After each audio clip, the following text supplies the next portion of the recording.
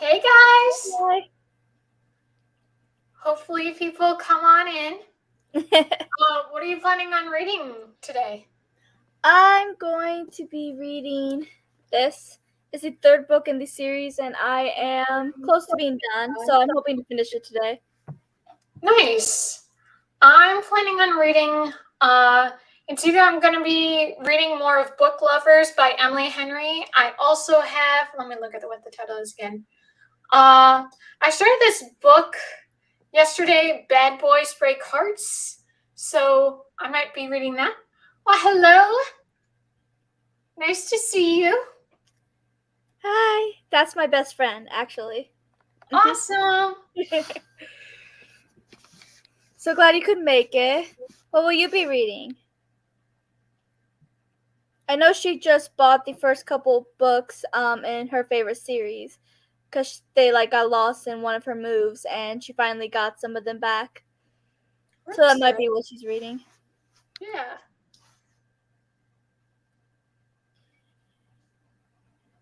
How have you been? Oh, me? Yeah. uh, this week has been so stressful. I've been trying to do these job interviews, applications, stuff like that, and it's like so much of my time is being taken up, and it's like I was so tired today. I was a little like, can I make this sprint? I don't know. But fortunately, I'm here. But I don't know. I'm really gonna need this weekend to chill because I was like, ugh, stress. Hi. Oh, that's awesome. I'm so happy for you. I won't be reading. Nice. That's one of the stories she's working on. She's a writer like that. Awesome. That's Yeah. great. Seems like people are being productive already. I haven't read yet today. I've been reading or writing. Yeah, I've been writing. That's I good. plan to get some reading done. I really want to finish this book. Yeah. Yeah.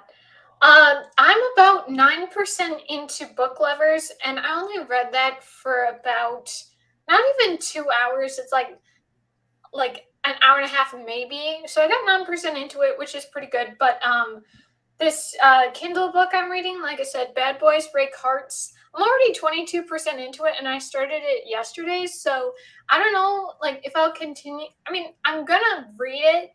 I just don't know if I'll continue it for the sprint. It's just a little like it is in Enemies to Lovers, but it is a little bit of a bully kind of romance, and I don't really like that. And I especially don't like all the times like the way he talks about her is such it's so awful, and I'm like, can I really like change my mind on this guy? Like, I'm not too sure about that. Yeah, it doesn't seem like a good, relationship. Yeah, very toxic. I'm like, no. And to act and I especially don't like how it's either the main character or the way the author is writing it, making it seem like they're on it's like it's on the same level. It's like he's being a total jerk and she's just defending herself. Like she's just standing up for herself. To act like they're on the same par and she's being all abusive to him, it's like, are you kidding me? No. Wow. She's just not gonna be one of those wuss girls that's like, oh, gonna cower away and eventually fall for this guy. No, she's actually standing up for herself. So that's good. At least it's she's one of those character. Yeah, it's one of those dynamics I'm not too sure I can get behind. Yeah, definitely. Just hearing about it, I already know I'm not behind it. Like, that does not sound healthy. Yeah, exactly. Let's hope they don't end up together. Oh, they are not good. Yikes. Yeah, because I had heard about this series. Someone was talking about it, and like I can't remember the title exactly, but like the book I wanted to read, it's like book 4 of this series, and it's like Good Guy, something like that, like Good Guy something, whatever the title is. But it's like, oh, a good guy, a kind guy. I can get behind that. And then I looked at the synopsis of the first one, and I'm like, bad boy, no thanks. I'm not interested. But now It's like, hey, it's a free ebook. I'll check it out. And it is interesting enough that I'm still reading it. It's just a little like, this guy's awful. That sucks. It does not sound. Just no. Yeah, the series I'm reading, there's 6 books in it, and it's called The Secrets of the Immortal Nicholas Flamel. Oh, right. I remember that one. Yeah. Yeah, it's really good. I'm liking it. There's not much romance, which I'm totally okay with. I feel like romance kind of overshadows a lot of stories. Even in fantasy when it's not pure romance. I just feel like sometimes they can like focus more on the romance sometimes, you know? Mm-hmm. But here there is a married couple, but we don't get to see too much of them because like at the very beginning the wife got kidnapped. And so there's that, but she is strong. She is such a strong-willed woman. Like she has escaped several times, and she could have actually escaped for good, but she keeps using her magic to help her husband and their friends. So but yeah, I'm really enjoying it. That's nice. Yeah, I'm on book 3. I'm hoping to finish it today, which I think I can. And then I might start book 4 or I might read one of the other books that I am in the middle of. It just depends on my mood. Yeah. Yeah, like I just am not too sure about this book because have you ever read of an Emily Henry book? No. Okay. Well, she's like really popular these days. She's been popular for the last few years, but people say her writing is really good, and I 100% agree with that. I've already started it. It seems great. She seems like a really excellent writer. But the book I'm reading now, like I said, Bad Boys Break Hearts, like the guy is a total jerk. The poor girl is like a victim. Like her whole life's kind of fallen apart, which is really rough for her. Wow. And then but the writing is so bad already. It's like, I don't know. I mean, it might be interesting enough to keep going, but I might just DNF. It's possible because it's like, I don't need to read another like bully type, brutal enemies to lovers, you know? Yeah.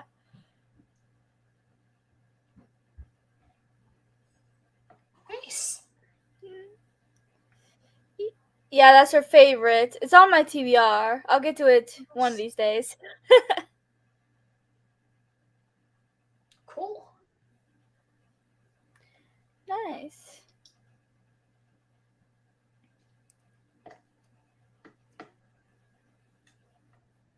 Oh, it's a great feeling when you're enjoying a book. Yeah.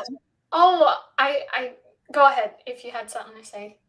No, I was just saying, too bad you're not enjoying yours. Yeah, I mean, I don't know. I mean, it was interesting enough yesterday, but the more I think about it, the more it's like, oh my gosh, this guy's awful. Yeah. But I just want to say, you know how I was in the middle of the Spanish Love Deception and I was like, I don't think I'll ever finish it. I did it. I finally did it. It took a month and a half, but I did it. And unfortunately, I don't feel as accomplished as like, or I feel like the slow burn of the book the build up was pretty strong, even though it like lasted so long. But I didn't really feel like the payoff was that good, which is a little bit of a bummer. I still rated it 4 stars. Like it was still good. It's just I don't know. It kind of felt that the story just kind of lost it when they actually got together. It's like oh. Mm. And how's the night? Yeah, I remember hearing something about that series. I'm not entirely sure what it's even about.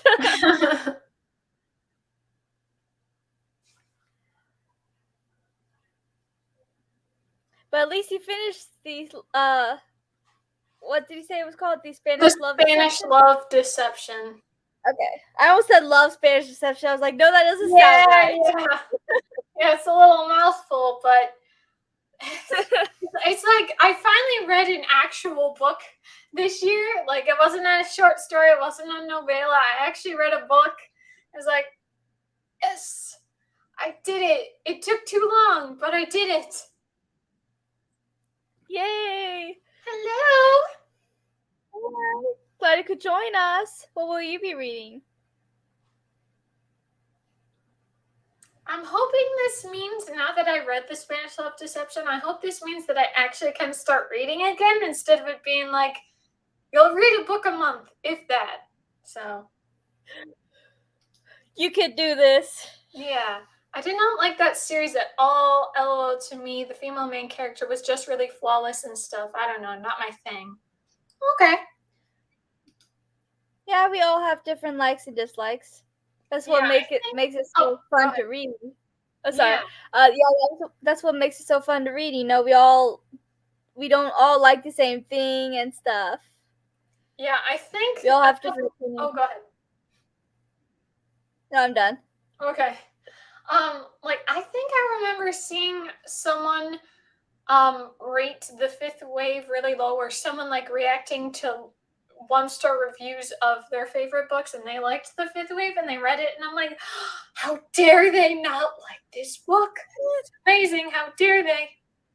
But obviously everyone's got their opinions. Yeah. Shadow of Night, very nice. Nice. Sounds intriguing. Mm-hmm. Yeah, it can stink when you want to get into a hyped up book, but it just disappoints you. I don't even try hyped up books. Like, I probably only have like a handful of series that are, you know, considered popular, that people talk about all the time, that everybody knows of, you know? Mm-hmm. One of them is Percy Jackson, which we're playing on buddy reading. Yeah. Because that's pretty popular. Then there's Harry Potter, which everybody knows, at least the title, if they haven't read it or watched it. They at least know Harry Potter. And then the Grishaverse, which I didn't actually hear about until the TV show was announced. And then I decided to read the books and watch the show, and I got really into it. But all the other books I read, I swear, are so underrated because I never hear anybody talk about them. Oh, yeah. Yes! Fifth Wave is great! So good. Never read it. Oh, you should. It's good. Yeah, Robin and I did a buddy read, and she liked it too, which I was very pleased with. I think I would have had to stop being friends with her if she didn't like it. I'm kidding, but I would have been very sad if she didn't like it. It's my first time rereading it, like 5 or 6 years, but you gotta remember the most hyped up books can go both ways. Yeah. That's true. That sort of thing. I was really concerned about The Spanish Love Deception because a lot of people liked it and a lot of people hated it. And I'm like, will I like it or hate it? I hated the length and I loved the story, at least somewhat. Like, I was more like I thought it was really good, but it could have been better, you know? But it was still good. That's good. Nice. Kept writing bad knockoff versions of it because I was addicted. That's fun. Debbie, did you finish the trilogy? I never read the other books. I just read the first one. Yeah, you were explaining why you didn't continue it. Like, you said you read some of the second and didn't like it, right? Yeah. I had started the second one when it came out in 2014, and it just wasn't working. It was boring. I couldn't really remember what happened at the end of book one. That's why I wanted to go back, and I kind of got bored when I tried rereading it in 2014. Just overall, I wasn't interested. And then I got spoiled on the last thing that happens in book 3, so I was like, no, I'm not going to read it. And now I'm still not curious enough to actually read it, but part of me is like, maybe I would like it. Probably not, though, because I think it just was good for the first book, and that's it. Yeah, some books are better standalones. Like, some people try to turn a book into a series when it was just so much better as just a standalone. Yeah, exactly. After not reading it for years, I still enjoy it. I feel like with this series, you kind of have to have an open mind. Yeah. That'd be too harsh. I bought a copy of The Fifth Wave with the major motion pic on the front, and I loved it so much I slept with it in my bed, and now the book is just so worn. I did, and oh my lord, can I just say, tears are shed. I own the first two, but I read them from my library. Oh, no. Oh, that is a bummer. Yeah, I was very heartbroken, Debbie, when I got that spoiler. I'm like, are you kidding me? This is what happens? No. No, it didn't happen. If I don't read it, it didn't happen. Yeah, I read something and it was like, if I just read up to Half-Blood Prince and Harry Potter, then Fran, Lupin, Tonks, all of them, they would have died. It didn't happen. And I was like, true. Let's go with that. So if I just stop at Half-Blood Prince from now on, the characters, they just don't die. They don't die. Yeah. But then again, that would mean that Voldemort never got defeated, so it's like, True. still good. Yeah, true. No, Debbie, you're absolutely right. The Fifth Wave movie, oh my gosh. I was so disappointed. I was like, are you kidding me? I didn't know there was a movie. But of course, I don't think I even heard of the book until you were talking about it the other day. Oh, yeah. The Fifth Wave book is awesome. Amazing. And the movie, it's like, what just happened? Oh, comparing it to the Divergent series now. Oh, messaged you on Discord.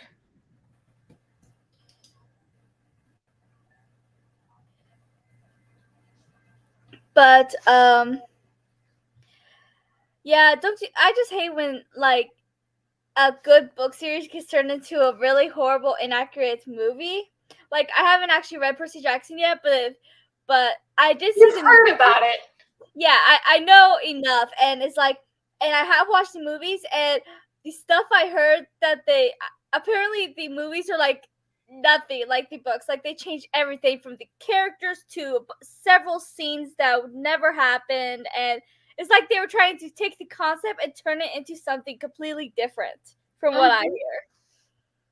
Yeah, that can be real disappointing. Yeah. I actually on Tuesday, I went to the movies and I saw Firestarter, and my mom happened to read the book and see the original movie with Drew Barrymore, and she's like, "This movie is nothing like it," because it was such a letdown of a movie. I was so like, "This sucks. What is this movie?" And apparently it's like nothing like the book. So I don't understand why it was made to begin with if it doesn't even follow the actual story at all. Like almost nothing happened in that movie. And it's just like I don't quite understand what's going on. Like I guess these filmmakers are just like all the nostalgia, even for things that no one's even talking about. So I don't quite get it. Yeah, I've seen trailers for new movies. They remade the Firestarter movie, and it has Zac Efron in it. Yeah, that's the one I watched. That's what I was saying. Yeah. Okay, my friend on Discord read my short story, The Greek Mythology of the North Wind. Yay! That's so exciting. I mean, if you want to be disappointed with a movie but still see Zac Efron, you could watch it. But I wouldn't recommend it. Man. I mean, if you don't watch the book, then maybe you end up liking the movie. No, but honestly, also like just some horrible things happen in the movie, and there's this one awful thing. I'm not gonna spoil what happened, but it was so awful. Literally, when I got home, I literally had to hug my cat. Like that was how rough it was. I literally had to give my cat a hug because I was like, that was so awful. Oh, I'm sorry. It was such a letdown. Oh yeah, it was very disappointing, and it turned out because my dad was like, "Oh, I want to watch the movie." Then he changed his mind, and it's like, oh, he was right. Shouldn't have seen it, especially in theaters. But oh well. Oh well. At least now you know, and you'll never try to see it in the future. Oh yeah. But now, like with some of the movies I've seen in the past little while at the theater, I'm less inclined to go to the theater now because so much of the time I've been disappointed. Like the movies, I don't know, the quality just seems to be low over the past few years. I'm just like, what is going on? Like, what are these filmmakers doing? I don't quite know. Yeah, it's like if you're gonna make a book to movie adaptation, you should, try to get it somewhat accurate. Like, I mean, if you make this movie out of this popular book, then you're going to, and it's nothing like what the book was. You're going to lose more viewers because all the book fans are going to be very disappointed. And like, really? Absolutely. After Big Hero 6, I just lay in my bed and stared at the ceiling. Ah, that movie was good though. Big Hero 6 was a good movie. I liked it. Oh, hello. Hi, Jessica. Hi. Hello. So glad you could join us. Yeah. Tiffany, I love your purple room. Oh, thank you. Yeah, I actually painted it myself. It was my first doing the paint myself, which I was very proud of myself. Nice. All that hard work doing the paint. It looks great. Thank you. They need to make Michael Bay a movie. I didn't read the rest of the series, but I did read the first one. It was pretty good. I remember it being good. Never read it. So, Jessica, what are you going to be reading? I am reading Very Bad People by Kit Frick. It's a YA dark academia thriller. It was a new release in April. And I've got like 100 pages left in it. So hopefully I'll finish it tonight. Ooh, nice. Sounds cool. Don't forget that movies of games suck as well. Yeah. I don't know specifically. I think I have watched at least one or two movies based off of games, but I haven't actually played the games most of the time. But maybe you personally don't enjoy it, but I did watch Need for Speed, and I thought that movie was good. But maybe because it's not exactly like the game, you might not like it. But I remember that movie being good. But she's a big I liked gamer. Assassin's Creed. That was a game that they turned into a movie. I thought that was a really fun movie. I was hoping they would make more of them, but yeah. Didn't end up happening. No. Never seen it. I never played the game though, so I don't know if people who've played the game liked it or not. Oh yeah. Maybe that's why they stopped making it. Could be. I don't know what to think about the Percy Jackson adaptation because they botched the other ones, and the dude's younger than I thought he would be. Well, he's supposed to be. I mean, he seems to be age appropriate, right? Because it's like a 12-year-old. Yeah. That's how old he's supposed to be. So I think they got the age pretty right. That was the first hope that they might actually do it good. Yeah. It depends. Yeah, I can understand that. Yeah. Oh, yeah, you did like the movie. That's good. Cool. Nice. Would you want to do a sprint about 4 minutes? So it's like 7:30 or whatever, 30. Ah. I'm telling you, my brain's kind of losing it today. We're all getting there. What are you two reading? I know you probably said it already, but I don't know what you're reading. Go ahead. Yeah. I am reading The Sorceress. It's book 3 in the Secrets of the Immortal Nicholas Flamel. I'm hoping to finish it today. I'm getting there. Yeah, you're close.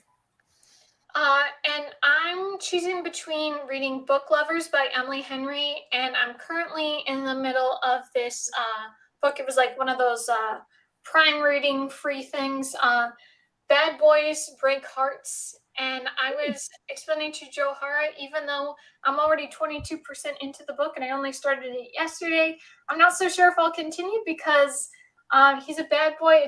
Even though it's supposed to be enemies to lovers, it's more like a bully romance, and I don't really want to deal with that. And the way he talks about her is just so mean.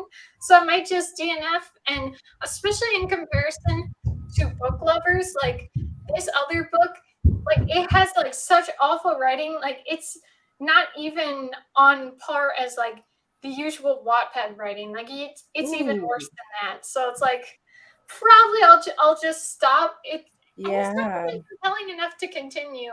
So I might just start with Book Lovers.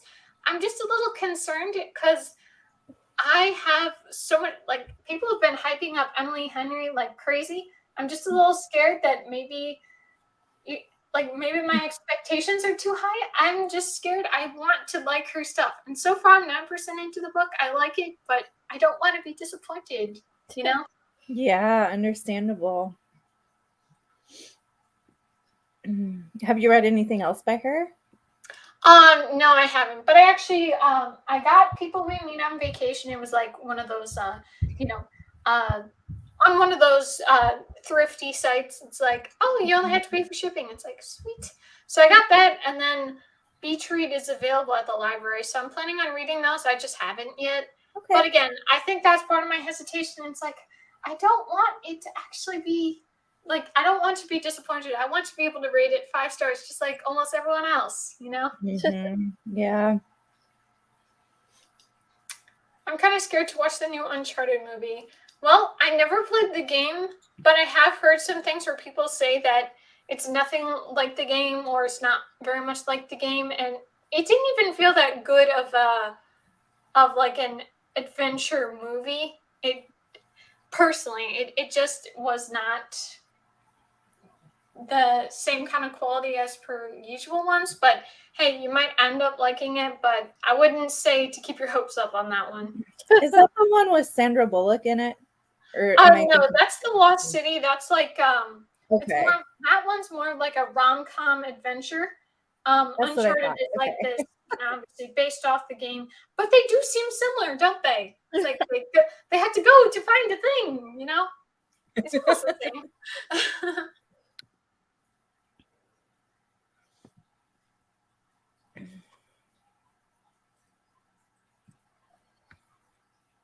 Yeah, it sucks whenever it doesn't reach your like expectations.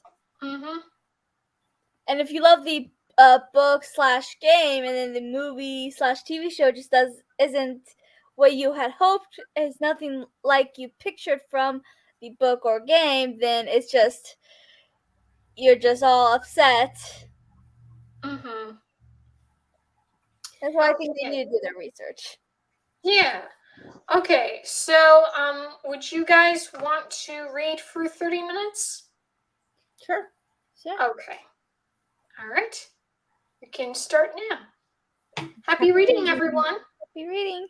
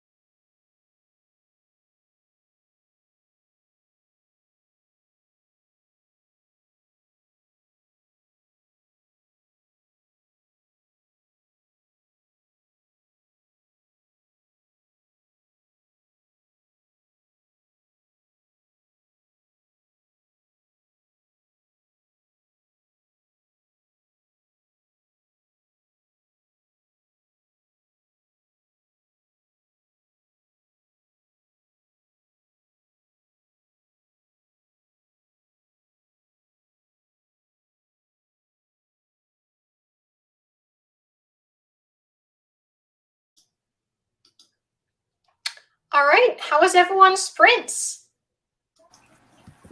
Good. Yeah, good. I got a lot read, several chapters, so I'm happy. Yay! So I read a little bit more of Book Lovers. What's kind of funny is both the books that I was reading, both of them have siblings, and like there's just some similarities in like the fact that both of the main characters in each book, they're nothing like the mother, and like there's problems with the mother, or like the mother's gone, whichever. And it's like now it's like, ooh, it had to be something like this where it's gonna be like, can I remember which thing is in which book? But again, maybe I'll just stick to Book Lovers. Maybe I'll have to start it over because I'm only like 9% in. So maybe I'll just start over and then just kind of try to forget about that book I was reading on Kindle. That way I can like have a fresh mind and read it. So what did you guys get into with your books? I'm doing really good. Yeah, I think I can definitely finish today, hopefully. I was happy because like at the end of book 2 there was this whole thing where it looked like my favorite character may or may not have died, like you do not know. And that was all the way at the end of book 2, and we just found out that she is in fact alive, and I was so happy. I got about 50 pages read, and I'm really enjoying this book so far. It's got like all the classic dark academia vibes, like it's at a boarding school, there's secret society, and it's like got some nice twists and turns. So it's been a fun book so far. I'll probably finish it tonight as well. Nice. Looks like we're all making progress. Yay! Yeah. I needed this motivation. I haven't read much the last couple of days.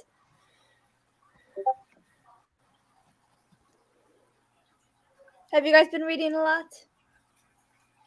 Like I said, I mean, I'm proud of myself. I finally finished the Spanish Love Deception. It only took a million years, but I did it.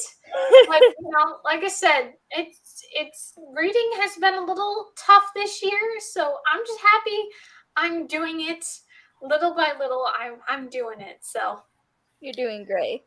The Spanish Love Deception is really long too. So it's yeah. like one of the longer romances. Did you like it? So here's how I explained it. Now I know there are people that either love it or hate it. That's like, for some reason that book has like, opposing extremes.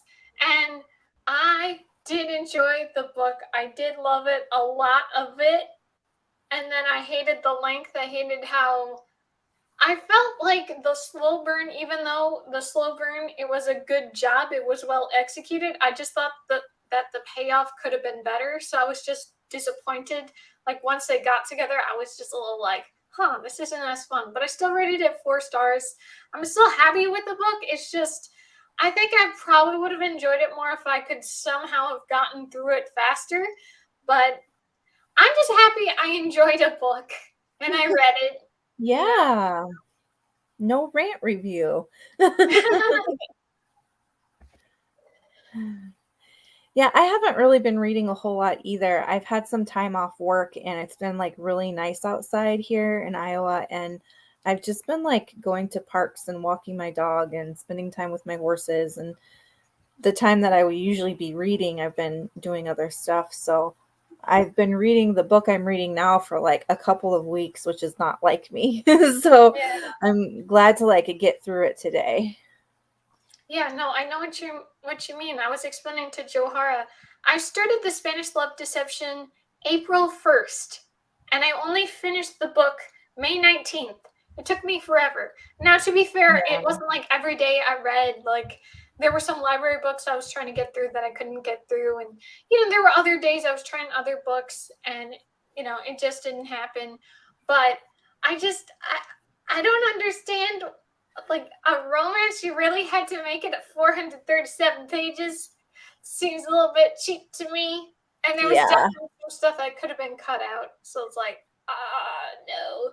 And I'm now a little, because I was thinking to myself, okay, she's got a new book coming out this year, The American Roommate Experience, something like that.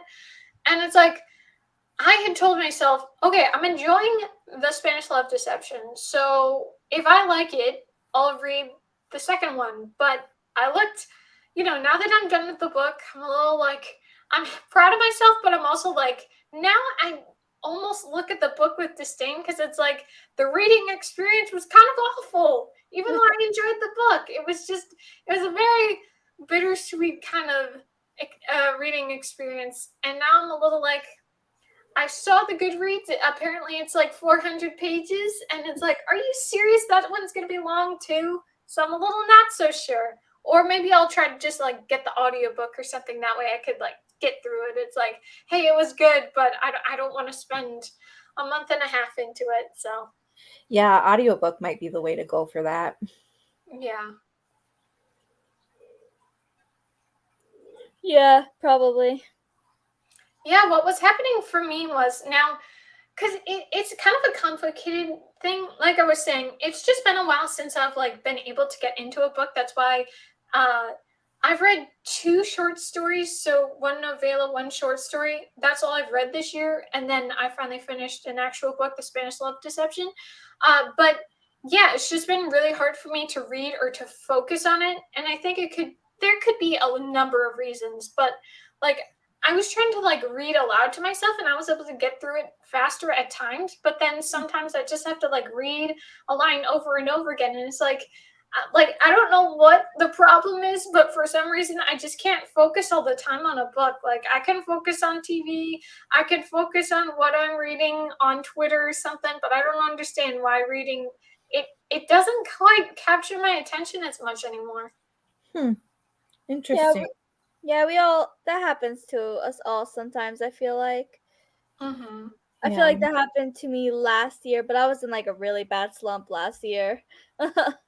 Mm-hmm. Is that what you would call a reading slump when you just can't like focus on what you're reading? And is that how we define a slump? Or is a slump when we are like not finding a book that we like? Like, Yeah, that's a fair question. I've always seen it in the fact of you're not reading at all. Yeah, that's always how. This year I have read. Oh, sorry. I was just gonna say, like this year I have read. Like I've tried at least 10 or 15 books. Like I've tried to read. Like some of them I got like 45 pages in. However many pages I got into it, maybe like a chapter or 2. But it's like it's not captivating enough for me to continue, so I stopped reading. And obviously, it's way easier with a novella or short story. That's why I was able to get through it because it's like one was 177 pages, the other one was 68. It's like that can't be too hard. Like one took me 4 days, like I said, slow reader, hard to focus at all. 4 days, and then the other it took me 2 days. But neither of them were actually any good. But I don't know what my point is. I'm just saying that like you probably are right. Maybe it is a slump. I mean that does make sense. I don't know. you're still reading though, and when you were doing Yeah. that, like you were still trying Yeah. new books, you just didn't like what you were trying. So maybe a slump really is like you just have no desire to read anything. Yeah, that's how I've always taken it, but maybe people have different definitions. Or maybe Yeah. there's like 2 different forms. You know how there's more than one type of certain Mhm. things? There could be Yeah. more Yeah, than one type of slump. Mhm. that's true. I mean, I'm sure there's a name out there for, whenever you're reading books but don't, like anything you're picking up. Yeah. Interesting. Yeah. We all have different ways of seeing things. Mhm. Yeah. Sorry. Last year, I wasn't picking anything up. I mean, I read a little, but I would only be like a page, and then I'll be like, even though I am enjoying it, it's not like I'm not liking it, and then it's like I just didn't want to read. Mhm. So I would have to put it back down. It's like crap. I want to read this, but I don't want to read this, and it Yeah. was Yeah. very difficult. Mhm. But I've been doing great. with my reading. I finally started getting back into reading at the end of last year, or about October. I started reading a lot, and so I'm doing better with my reading, and I'm happy about it. Mm-hmm. Good. Yeah, that's great.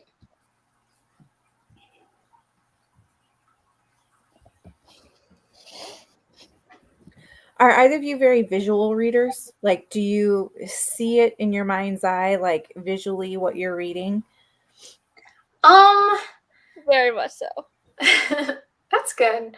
I mean, I don't know. I wouldn't say like I could see the whole world just like a movie or anything like that, Mm-hmm. but I could definitely visualize some things, and that's kind of why I have had to repeat some lines sometimes. It's either sometimes the way someone describes something, whether it's like the characters' movements, like where's their arm, where's their legs, like certain like whatever stance they're in, sometimes when they describe it you don't quite understand, and like even when I read it like 2 or 3 times I'm like I have no idea what you're describing here.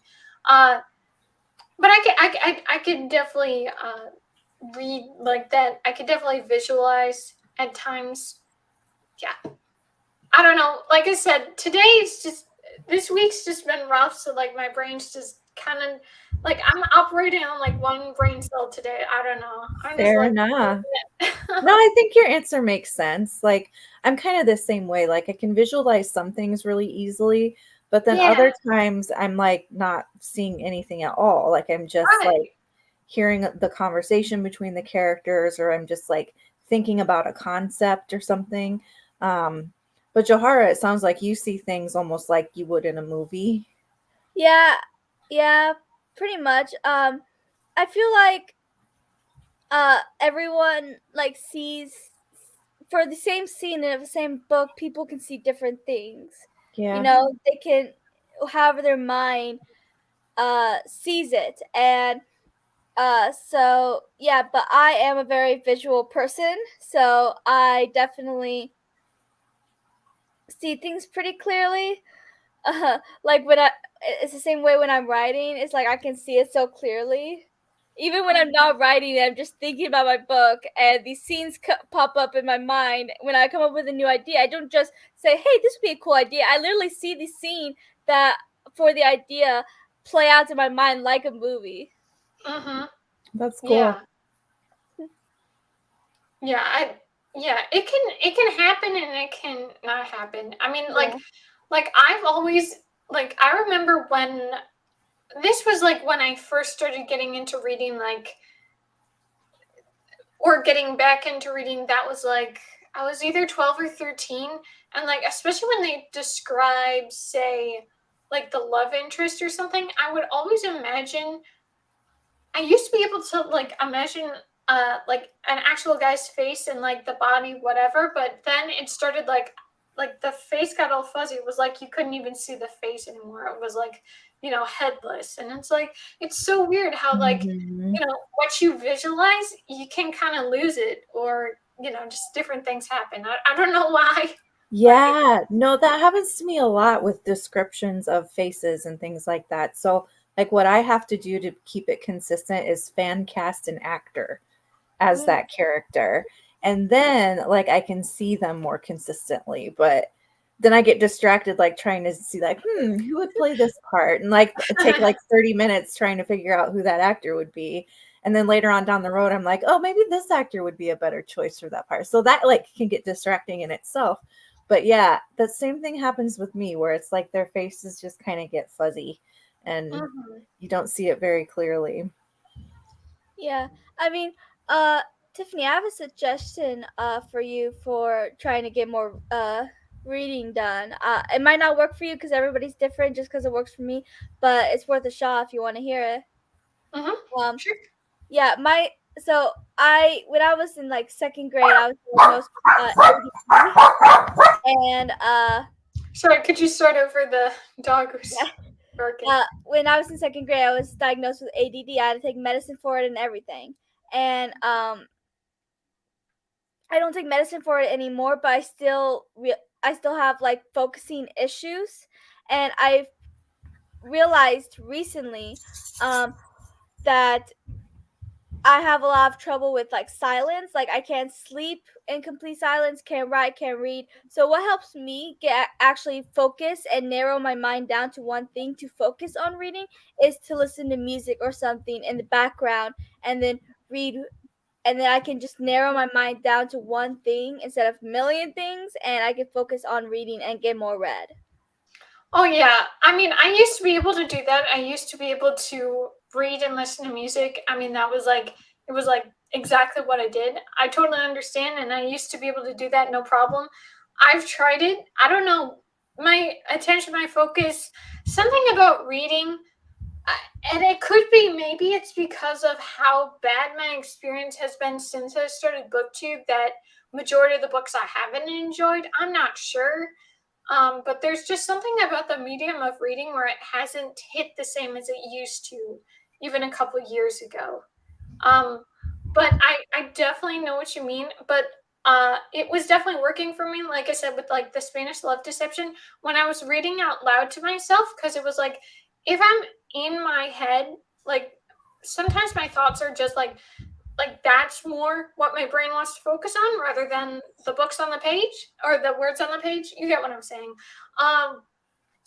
But when I read out loud to myself, because it's like I have the audiobook, but my own audiobook. So because sometimes I can't really vibe with the narrator, but I'm doing the audio and visual, and it's working for me. And I can't remember exactly how my mom phrased, but she was saying that there's something about that if you read out loud to yourself while you read, that there's like something in your head, like you're able to absorb the information better or something like that. Mhm. It's just hard because obviously your throat can get kind of dry and stuff, so it's not as easy. But I've been doing that a little bit, but yeah, I'm just not sure. Like I have kind of taken the break from reading, so I don't know why I can't just be like, boom, time to read. It's not quite working like that. It's not like a switch you turn on and off, Yeah.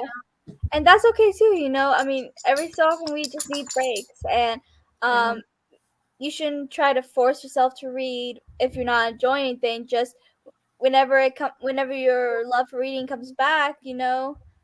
because you're not gonna enjoy anything if you're trying to force yourself to read.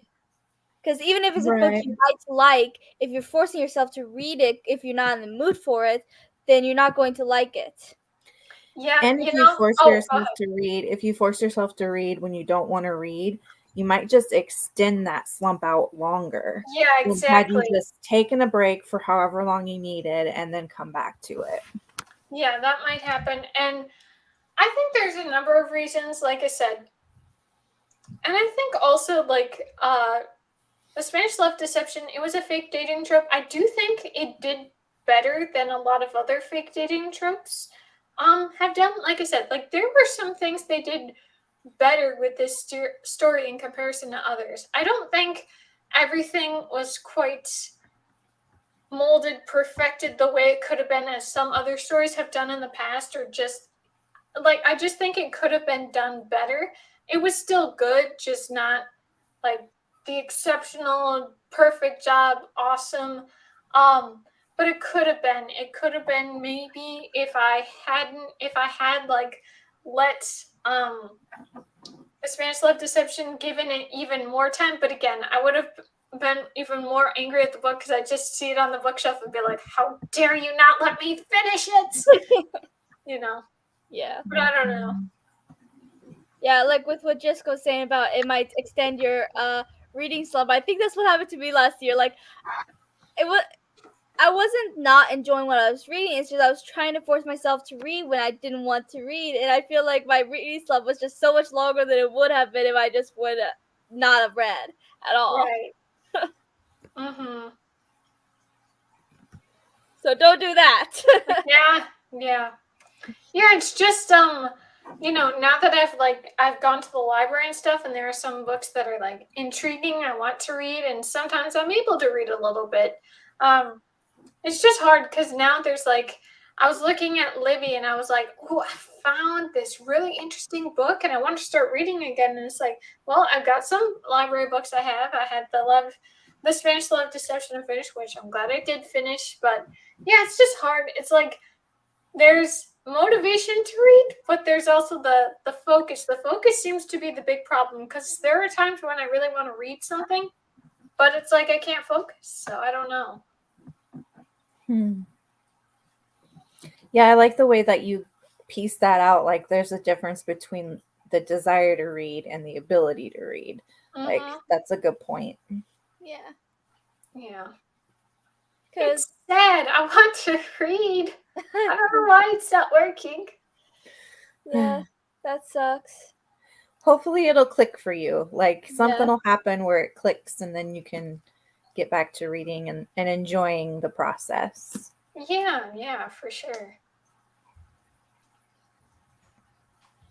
Yeah, it sucks when you can't focus. It's like you want to read, but you can't focus on it. And then what do you do then? But you'll figure it out eventually. Yeah. Just need to wait it out. I mean, I think it might end up being that maybe book lovers will be helpful because it's like a strong story and I'm already interested. It just might end up being that I just have to read the library book because I was, during our last sprint, I was doing it through ebook. And maybe even though ebook sometimes I can get through faster, that's kind of what happened to me.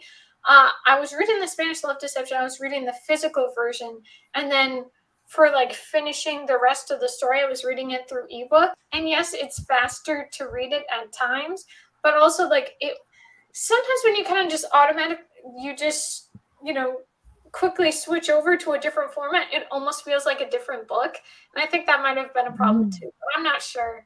I don't know. I just think there was like I was resenting the books, so like that like I think there were just a lot of reasons why the Spanish Love Deception, even though there was a lot of stuff left about it, other things not so much. But I don't want the same thing to happen with book lovers. I really want to enjoy that one.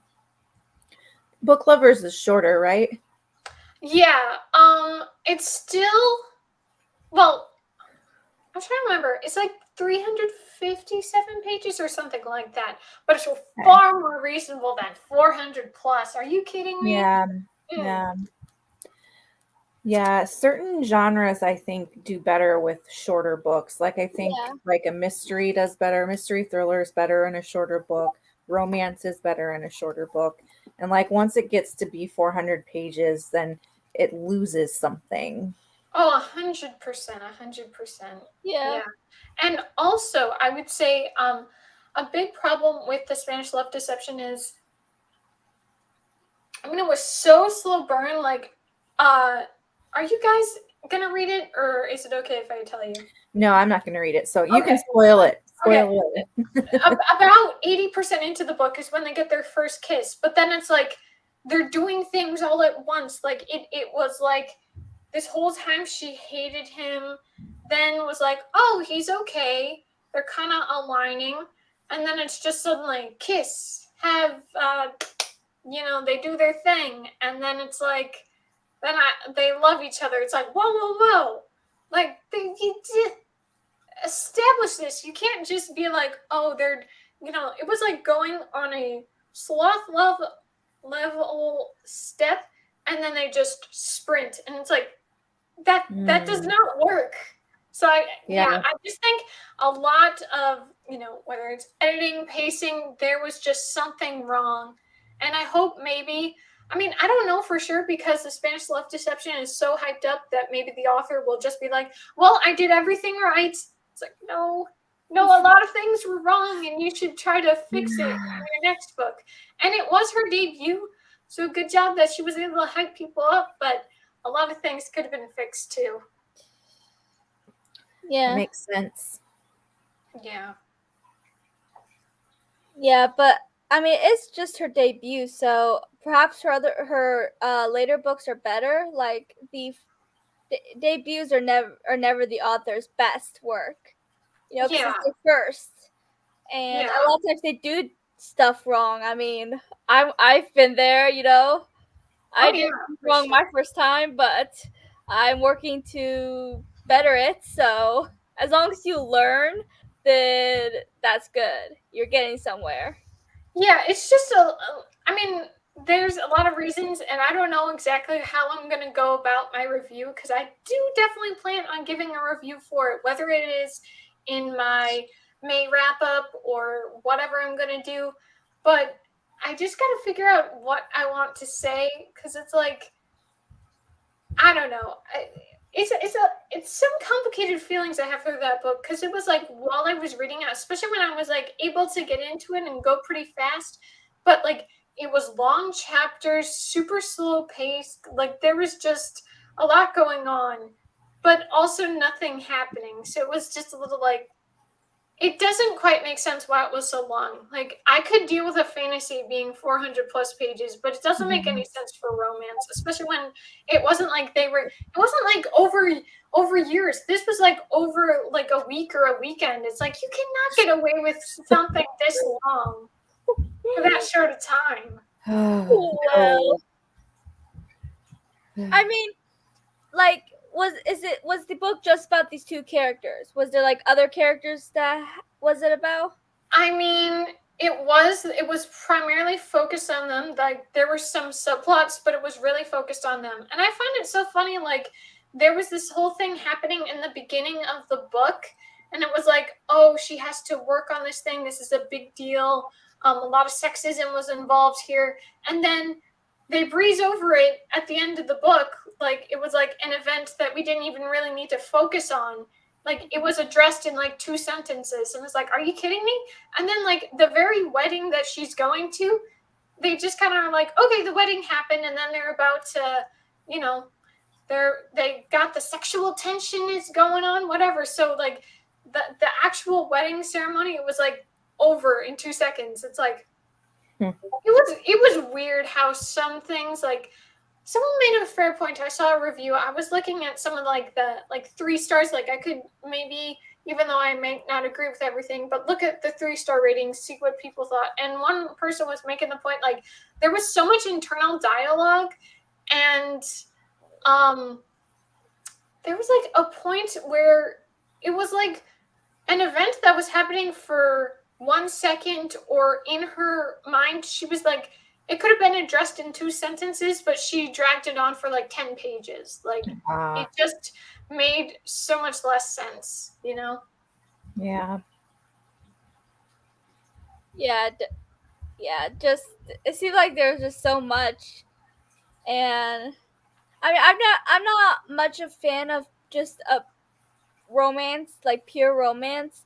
I have nothing against it, you know, people like that, but for me, I don't find it interesting just waiting Mhm. for this one couple to finally get together at the end of the book. Like that's all romance really is in my perspective. Like you're waiting all this entire book just to see these two people get together, and so it's like you already know what is going to happen eventually, and I just so it's not for me. But to wait for 400 plus pages for that to happen, like I can't even wait 200 pages for that to happen. I know. It was insane. It really was insane. Like I have never heard like, yeah, someone was comparing it to Mariana Zapata. I've never read a book of hers, but apparently like her slow burns are insane. Like they really do not get together until like the actual end of the book. At least in this one, they got together somewhere in 300 plus pages or four at page 400, whatever it was. But it's like that's still insane. It's nope, nope. So it's 8:30. Do you want to do a sprint? Yeah. Sure. Okay. Set that up. Where'd it go? I swear. Okay, here we go. All right. Happy reading. Happy reading. Happy reading.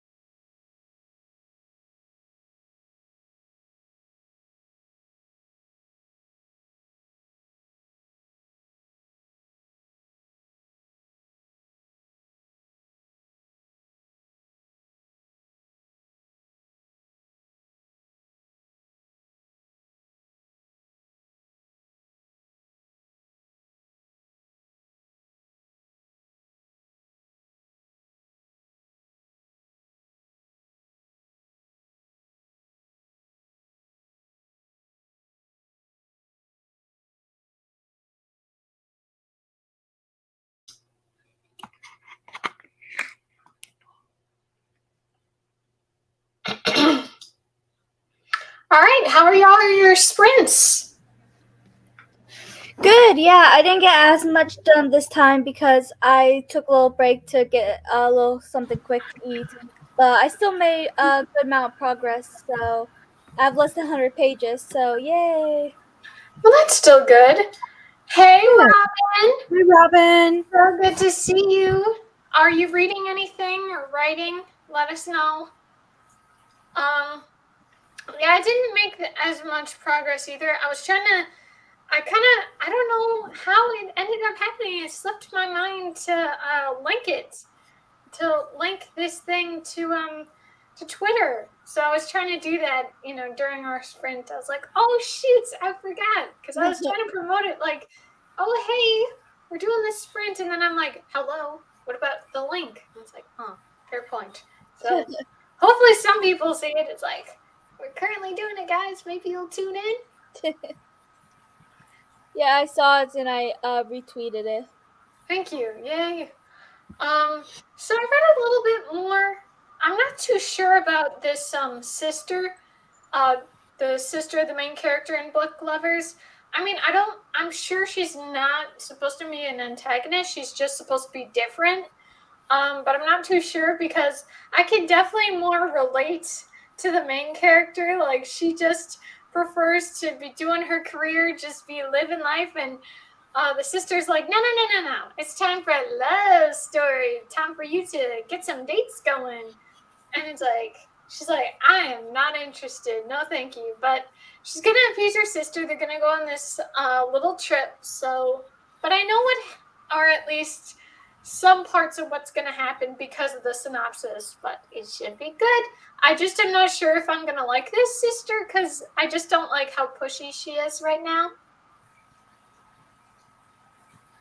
That's awesome. Nice. Well, good for you that you're trying to get the editing going. I've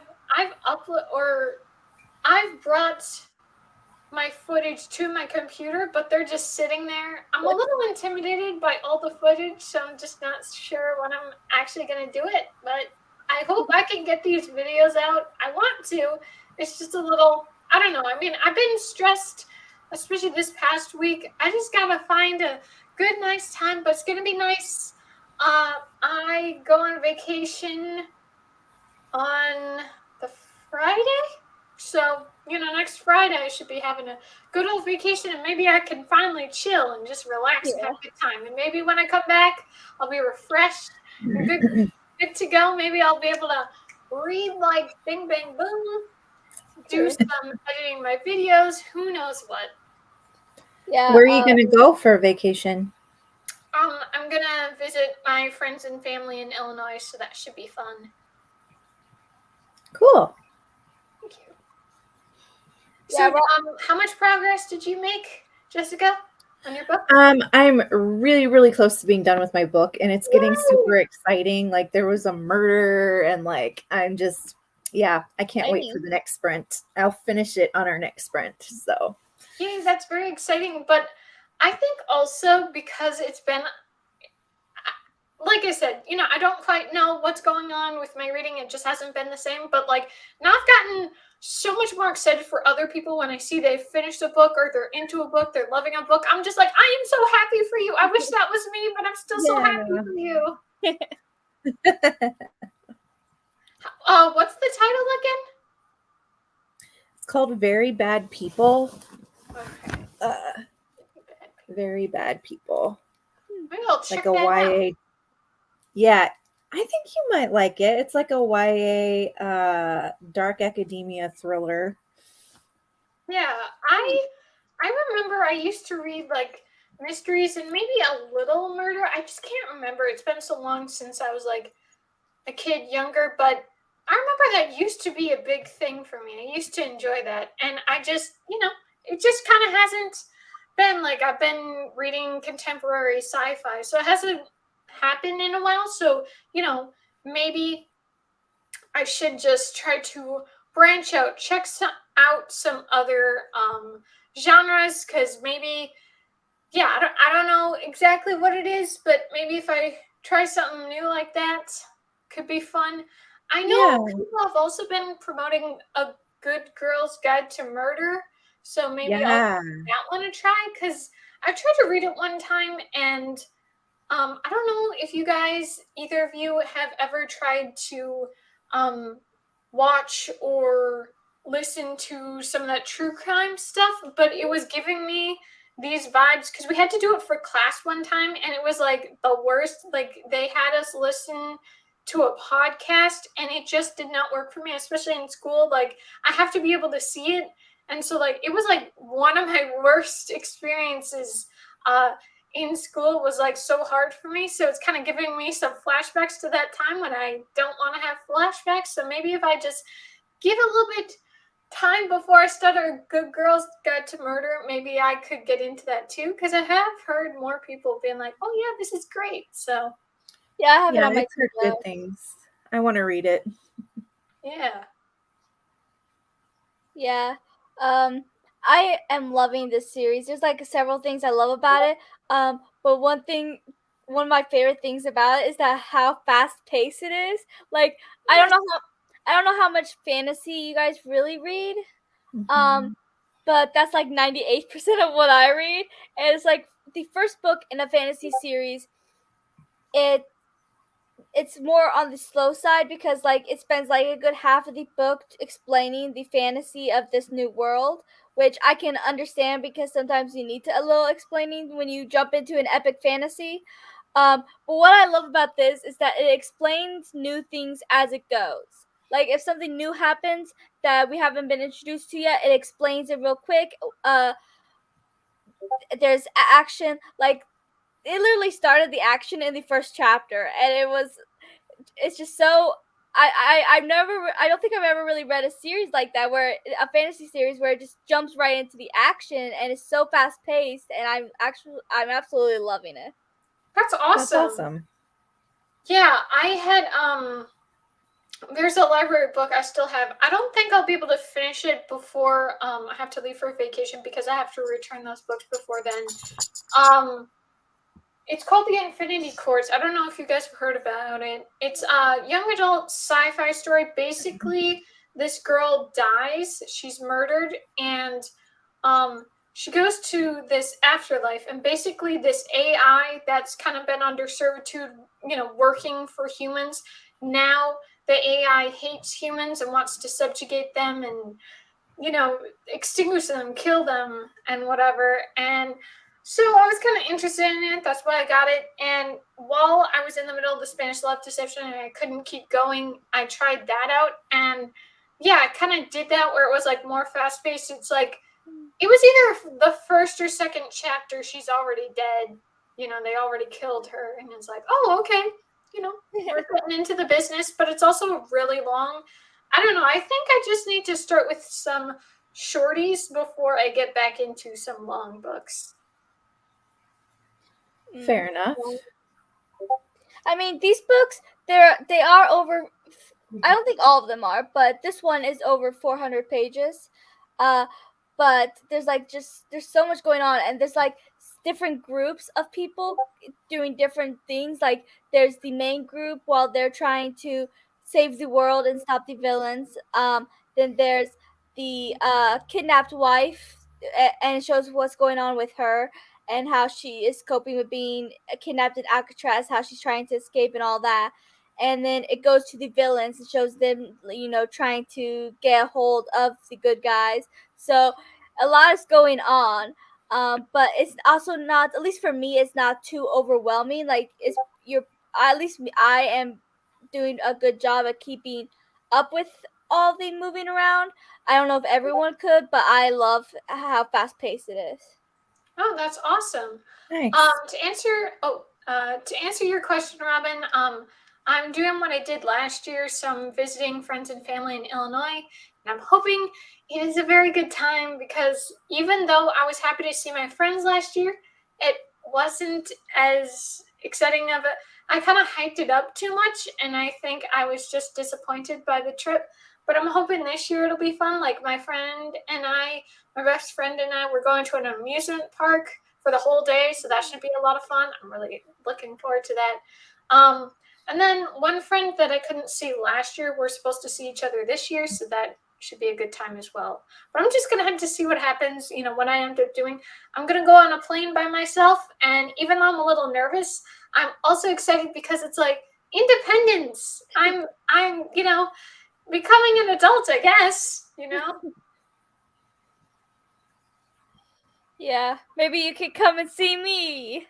Yeah, You're in Illinois, aren't you? totally sure because I did look and I did talk to my parents about it, and they're like, yeah, that's that is south of Chicago, and it's kind of out of the way, so we're not too sure about that. Yeah, But who I knows? get that.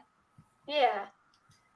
Yes, I want to see my friends. Unfortunately, a lot of them aren't going to be available because this trip is a week or two earlier than we did last year, or at least it's somewhat earlier. And apparently, a lot of my friends are going to be at college and they're not going to be in town. And I'm like, great. But, it should still be good to see the people that I can. Yeah.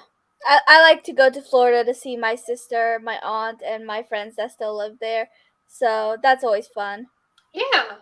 Also, I flew for the first time alone this past year as well, and it was totally not as scary as I thought it'd be. Yeah, very empowering experience. That's what I'm hoping for. And also, because I do like planes, I do like flying. That's the whole reason I'm going on a plane. I don't want to go on an 18-hour trip. I just want to, go on a plane and take care of it. It's going to be done in like 2 hours or an hour and a half, whatever. My biggest concern is getting from point A to point B in the airport. I just don't want to get lost or like problems happen. I just hope it can be a nice, smooth experience. That's what always makes me anxious about flying is it's not the airplane and it's not like the actual flight, it's the airport. And Yes. like if there's a layover or if you're at the wrong gate or like you lose your luggage, like, oh, that stresses me out so much. Yeah, that is one good thing that I'm not going to have to deal with that kind of burden. Because my parents are driving, I could just leave my luggage there. I'll just have my carry-on. So that at least I wouldn't have that kind of problem. But Yeah. I just hope everything works out. Everything runs smoothly. Like I will say, I remember before I got my driver's license, people talked about the DMV, how long and exhausting and boring it is. And I remember when I got my license, it was like almost the end of the day. Everyone was having a good time. It was like no one was there. And I was just able to snip, snap, snip. I was good to go. I had my license. I was like, oh, that's so cool. So I hope something like that happens to the airport, or at least it's not as bad as I think it's going to be. Or I'm nervous it will be rough.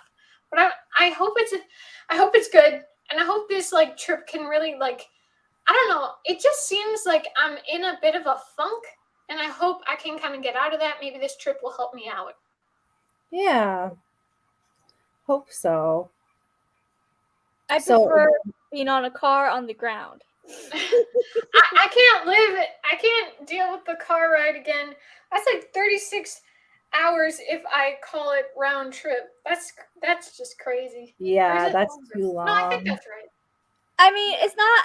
I mean, Illinois to Florida isn't actually that long if you go all the way through. I know when my parents and I go to Florida, we usually go all the way through because my mom can't do it because driving too long makes her really sleepy.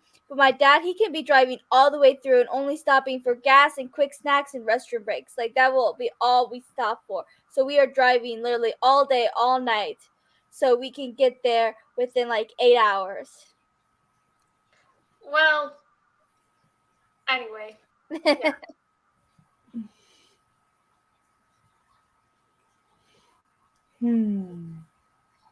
So, Jessica, since you're almost done with your book, do you know what you're gonna start after this?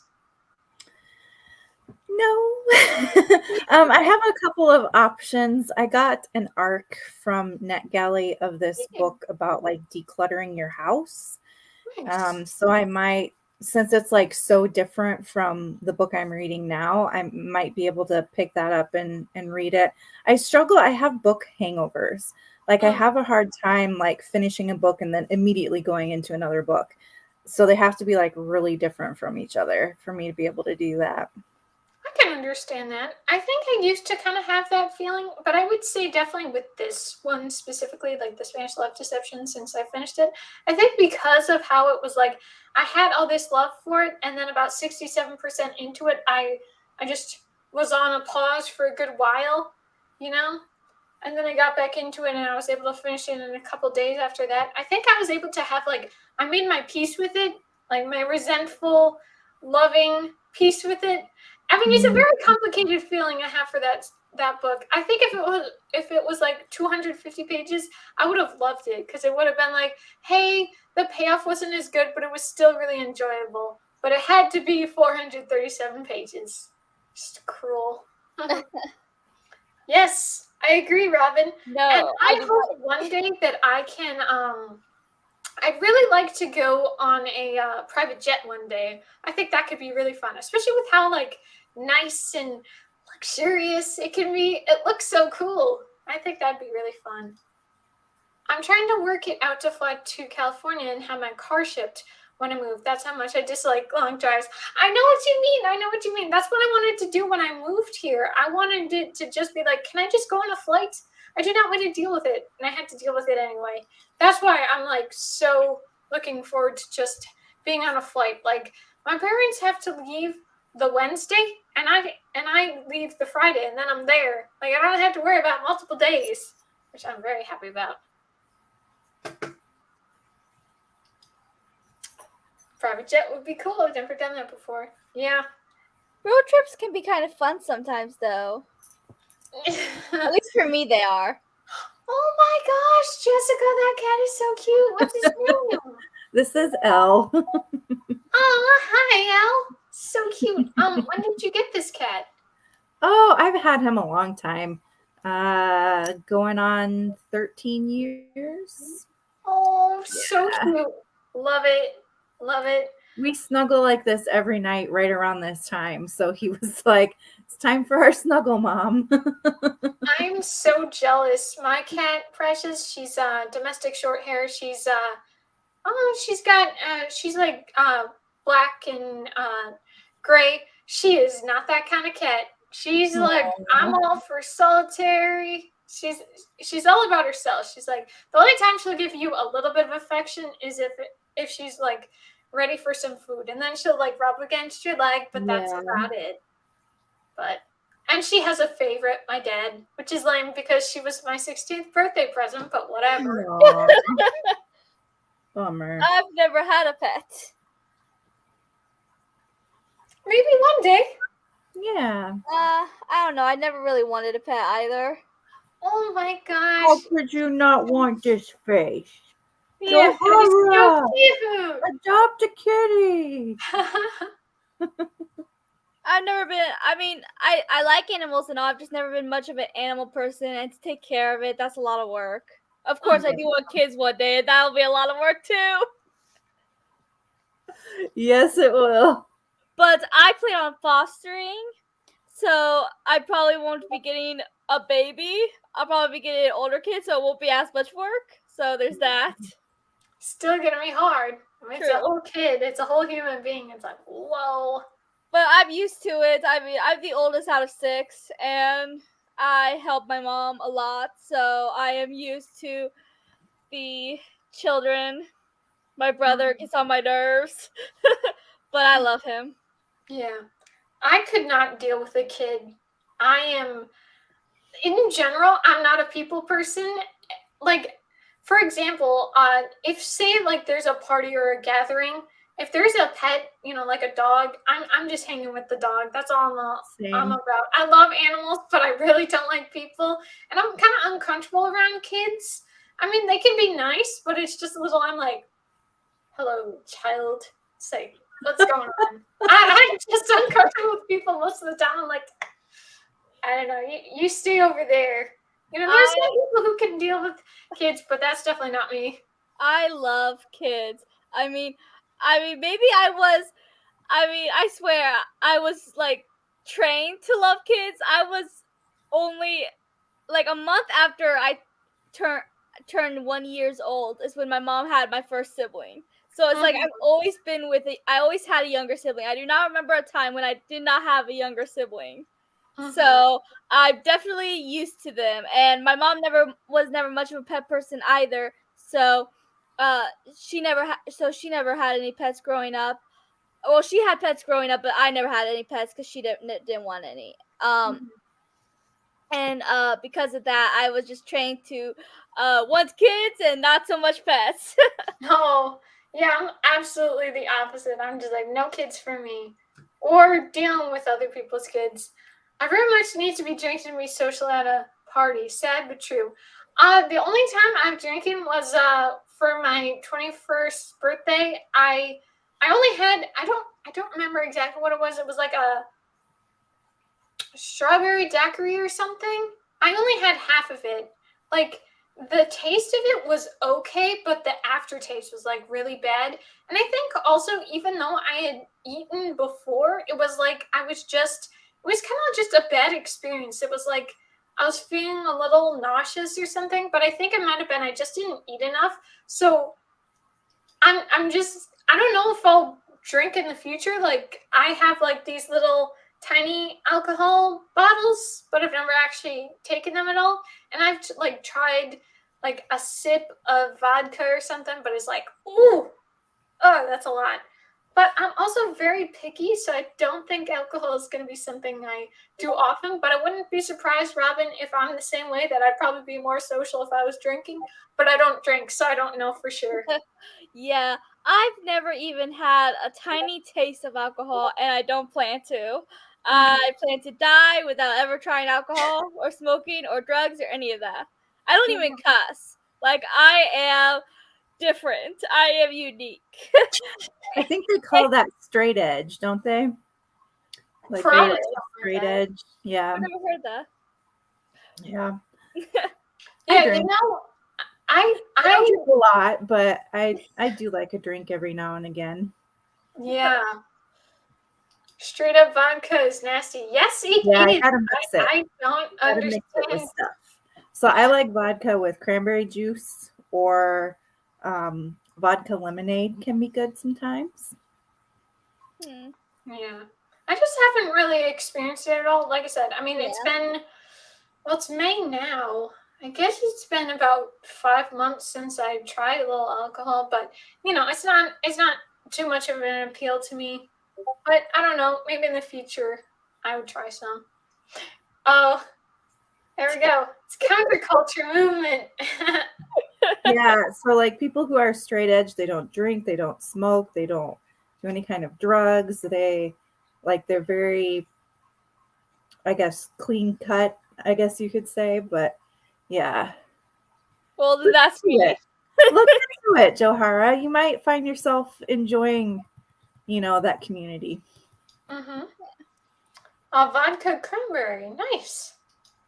Yes, I would like to go to the club. I have not gone to the club yet. One of my friends from Illinois, he actually moved down here, but we only hung out the one time, which is a shame.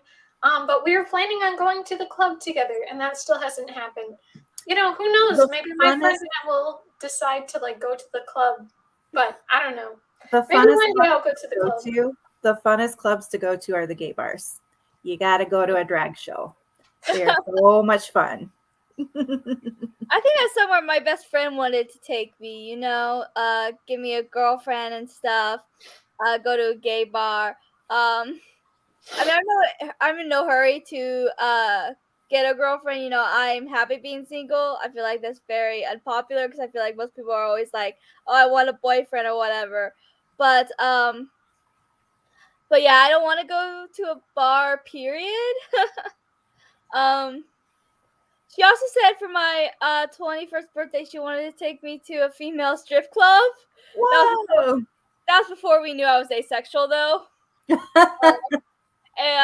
I haven't heard her bring it up since I came out as asexual, so... I could just see it, Joharra. You're at the club and you're asking the strippers about their favorite books because you don't care about anything else. You're just like, that would be have you ever read Harry Potter? Like, that would be me.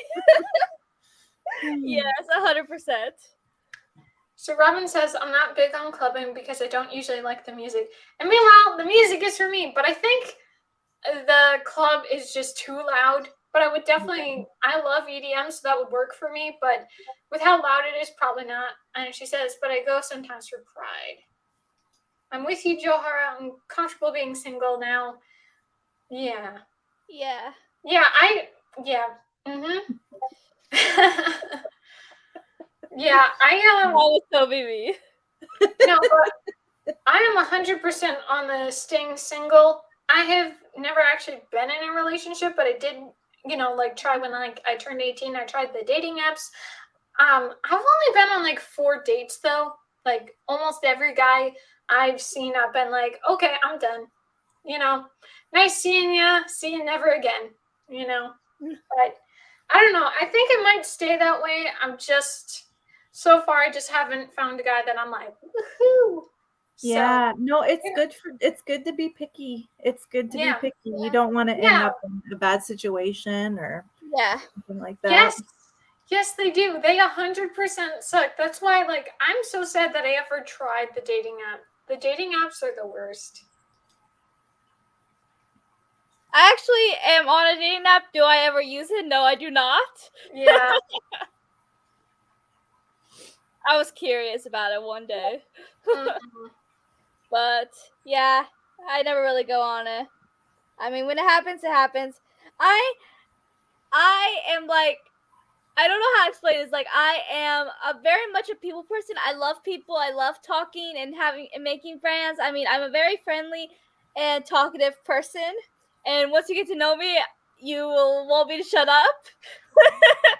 But at the same time, I'm an extreme introvert. It's like these two things should not mix, but they do for me. Yeah, there's a thing called an ambivert. That's what I was going to say, right? Where you're like a little bit of both extroverted and introverted. Interesting. Would you guys want to do a sprint in 2 minutes? Yeah. I finished my book. Yes. I really hope you like the rest of it. It's so sad when like a book does such a good job and then it falls by the wayside at the end. It's very sad. Yeah.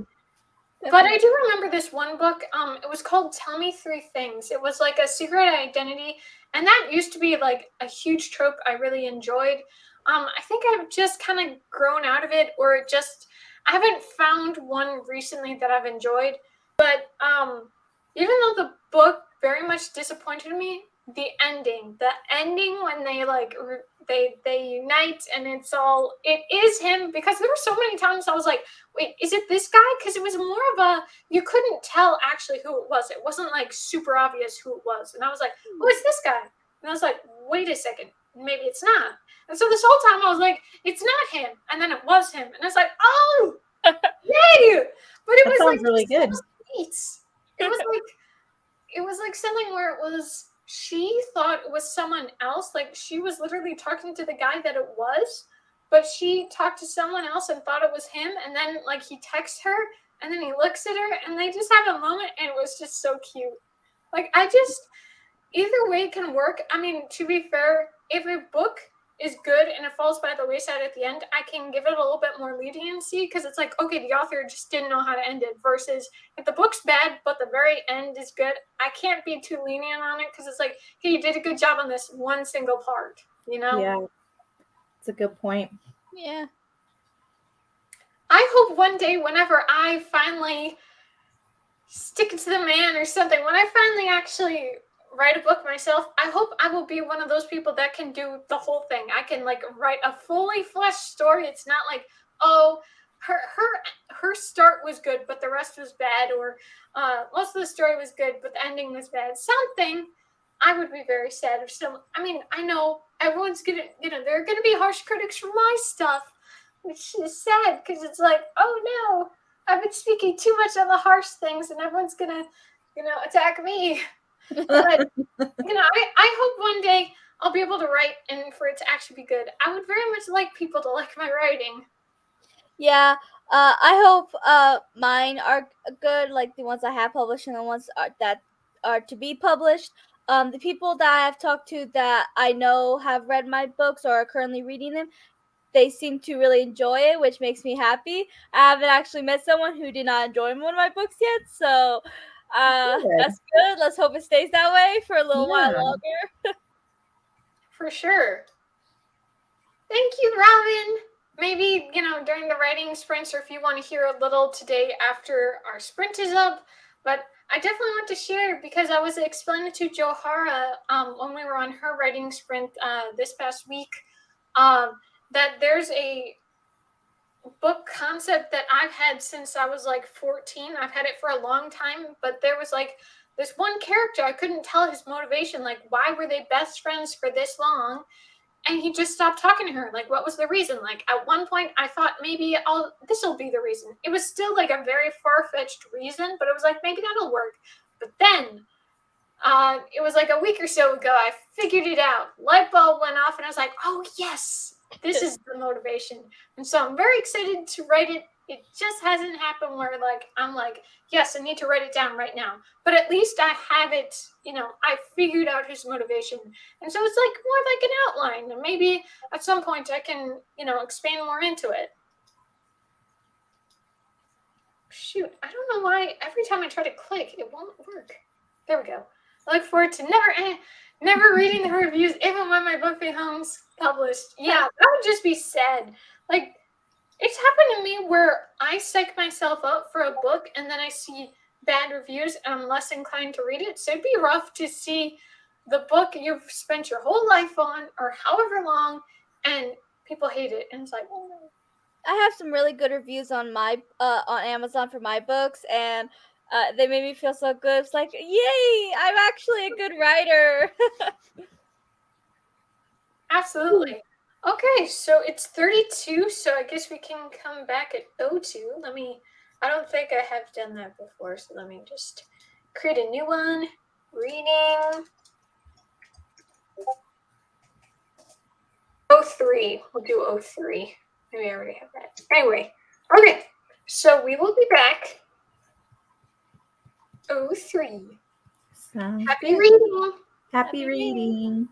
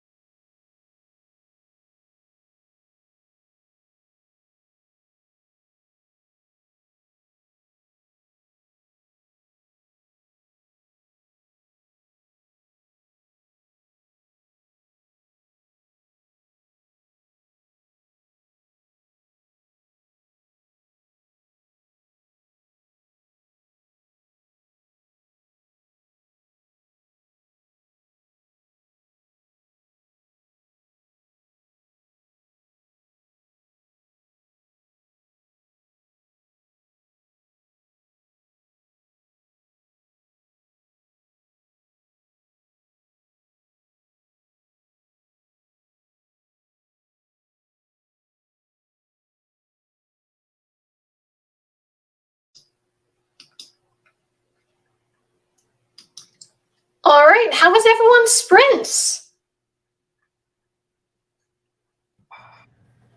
Good, yeah.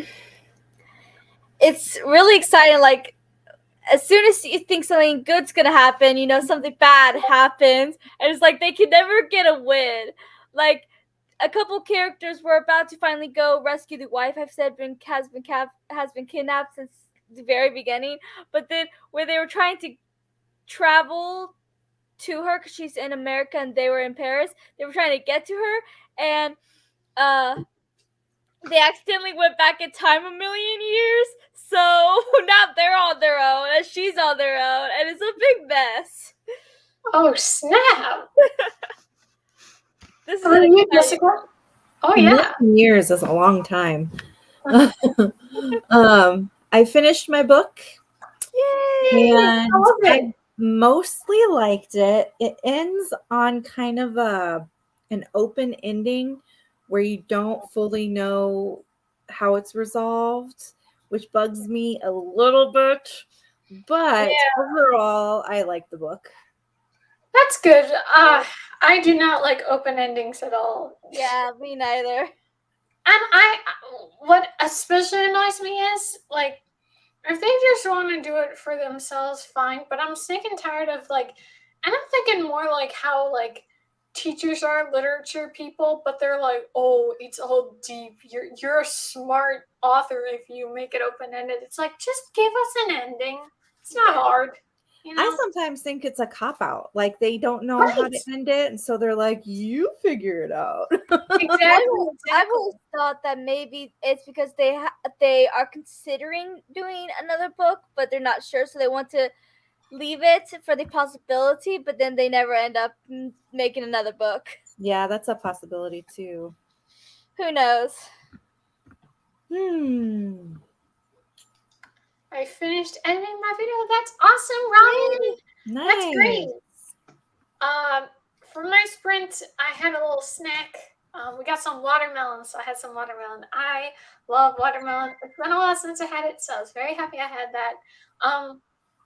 But yeah, I unfortunately didn't get any more into my book, but I hope tomorrow, because my plan tomorrow is, because I don't have any job interviews tomorrow, so my plan is I really want to just dedicate my day, focus on reading, because I think if I, just sit down, chill out, get cozy, whatever, do something nice, get all, fluff out my pillows, whatever, I just get in a comfy state. I open my book. I read aloud. I think I can get more into it because I was able to start that. When I started Book Lovers, I was able to do that. I think the ebook just isn't working. I think the format's just a little bit like, I just need to read the actual physical book. And I think also it's just me personally. If it's a romance book, I just want to hear about the characters, but I understand for other people, they like having other things outside the characters. It's just, I'm just going to have to place it myself. Like the first chapter, it was like the prologue. It was, their first time interacting, and I really liked their banter, so I wanted to hear more about them. But then it's like all focus on the sister, and I'm like, I'm not interested in that. But I will try my best to be reasonable and acknowledge, okay, this is just a different part of the story. Yeah. Sometimes it does help to set like an ambiance, like you were talking about, like fluff your pillows out and make sure you're comfortable. Like maybe burn your favorite candle, have like a fruit tray to snack on, like make it a really like pleasant experience. Yeah, I just want to do something fun, and yeah, I don't know. I know it's bad of me, but like like I said, the time I got into reading again was like I was about 13, and I like read all the time. Like there were times when I would sneakily read even in class. Like I would read so much. So I'm just hoping I can get back into like not like that level of reading. I know that wasn't very good of me, but I was just so bored in class and I wanted to read, so I was like, okay. But I just want to get back into like finding that love of reading again, and I hope I can find the books that end up working in that degree. Absolutely, Robin. That's so awesome. Watermelon is the best. Also, Robin, I went on a Barnes and Noble trip a week or two ago, and I don't know if you remember, but I had put out that 12 Friends 12 Book Challenge on what is it, on Twitter, and you had recommended Uglies, so I got that book from Barnes and Noble, and I'm really excited to read it. So I hope it is good. I also got this book. I don't know if any of you guys have heard of it, The Last Beautiful Girl. It's like the main character and her friend. There's like this mansion or abandoned mansion that she's living in or something, and like they like set up an Instagram account and they take pictures, but then some spooky stuff happens, and it's kind of like a horror story. So I'm kind of curious about it. It seems like I'm just a little concerned because horror is not my thing, or like I don't like to be spooked, and I'm a little concerned, but I'm also excited because I think it could be really cool. I love horror movies. Especially at night, that's the best time to watch them. It's so creepy. I love it. It's like nightmares. No. I love that feeling though, and like if I get a chance to scare one of my sisters or my best friend when she was living here for a few months, I would literally just be waiting for her to leave the restroom. Then I'll jump out for her in the darkness, and she'd get so scared, and I would love to do that. You're so mean. I can't believe you did that. I love scaring people. It's so much fun. Well, I'll be sure to stay away from you if I finish that book and I'm like, okay, guys, don't spook me. And then I turn around and then you're gonna be like, boo. I don't know what you can do. But anyway, Robin says, yeah, it sounds like you just need to find the right books that'll get you excited. Yeah, that's why it was exciting with the Spanish Love Deception, because I've gotten 2 books. I got the Spanish Love Deception and the Hookup Dilemma. I started the Hookup Dilemma first because it was a shorter book, so I was like, okay, I'll start there. But it was just like the guy was just perving on her, just like thinking of her body, and I was like, okay, I don't want anything to do with this. And the book wasn't as interesting as I thought it was going to be, so I switched over to the Spanish Love Deception. The first chapter actually was like really bad, and I was like, oh, this main character is so childish. But then after I got past chapter 1, it was like, oh, this book is great. So it's just one of those things where I'll just try to find some shorter books, because I definitely vibe more with shorter books, or at least more palatable books versus super long books for no good reason. I mean, some people prefer short stories or novellas, and that's perfectly fine. Maybe that's more what you're interested in. Maybe you should try starting to read more short stories, and then maybe you'll have fun reading again. Yeah, I mean, I do want to. I did read this series in 2020. It was the Summer I Turned Pretty series. It's not a short story or novella, but it is shorter than average. It's like 200 something pages, and like that's more my kind of speed, like 200 something pages, like under 300. I think that's more my speed, because sometimes when you get to 300, it's like, I mean, it's not a big deal. I just think maybe right now, yeah, just a little bit shorter, and my attention span is just kind of like, okay, I'm done, moving on. But yeah, I'm so glad you picked up Uglies. I hope you like it. I really hope I like it too. I really want to enjoy it. And I remember, I mean, this book has existed for a long time, and I remember hearing about it as a kid, at the library and stuff, but I was like, I never picked it up, but now I'm like, okay. Also, I love the new cover. It's like her head, because it's like a plastic surgery kind of thing, her head is like kind of like separated. I mean, in a more stylistic way, not in a creepy way. And then it's kind of like jewels kind of go around here, and it just looks really neat. And I'm like, oh, this is going to be so exciting to read. But I will say, I did look at the first sentence, and it's like either the sky or the sunset looks like cat's vomit. It's like, that's how you start your book? That's so weird. Well, it's an attention grabber for sure. Sure, yeah. Yeah. Yep. Yeah, it's definitely really cool. That's why I've been I think Well, yes, I was gonna read it. I think the cover really sold me. It just looks great, and I'm just excited to read it. I really want it to be good. But yeah, I think the problem is I've been getting more into BookTube again. There were a couple channels I used to watch over the years, and then when I started my channel, I didn't really watch anyone besides like Read with Cindy or something. But now I've gotten more into watching booktubers, and then all these people, they have their recommendations and all the books they're reading, and I'm like, I want to read that, I want to read that, and it's like, take a breath and read the stuff you have. You can't read everything in 2 seconds. Who do you like to watch on BookTube? So still Read with Cindy. I've been lately getting into Haley Fam. I've been watching a lot of her stuff, which has been nice. I'm trying to remember who else. I swear there's another girl. I've been just watching around. I don't know if I've been watching this girl named Destiny. I can't remember her last name or anything, or like what the channel is. But I've been watching her stuff. I don't know, like her voice, just me personally, like I have to like look at the person and be like, okay, I can keep watching you. But sometimes with the voice, it's a little like, if it's like so low or so soft, it's like, hey, I need to still be engaged here. You know, there's a reason why, like with for TV or movies, like you have to audition. It can't just be like everyone gets a gig.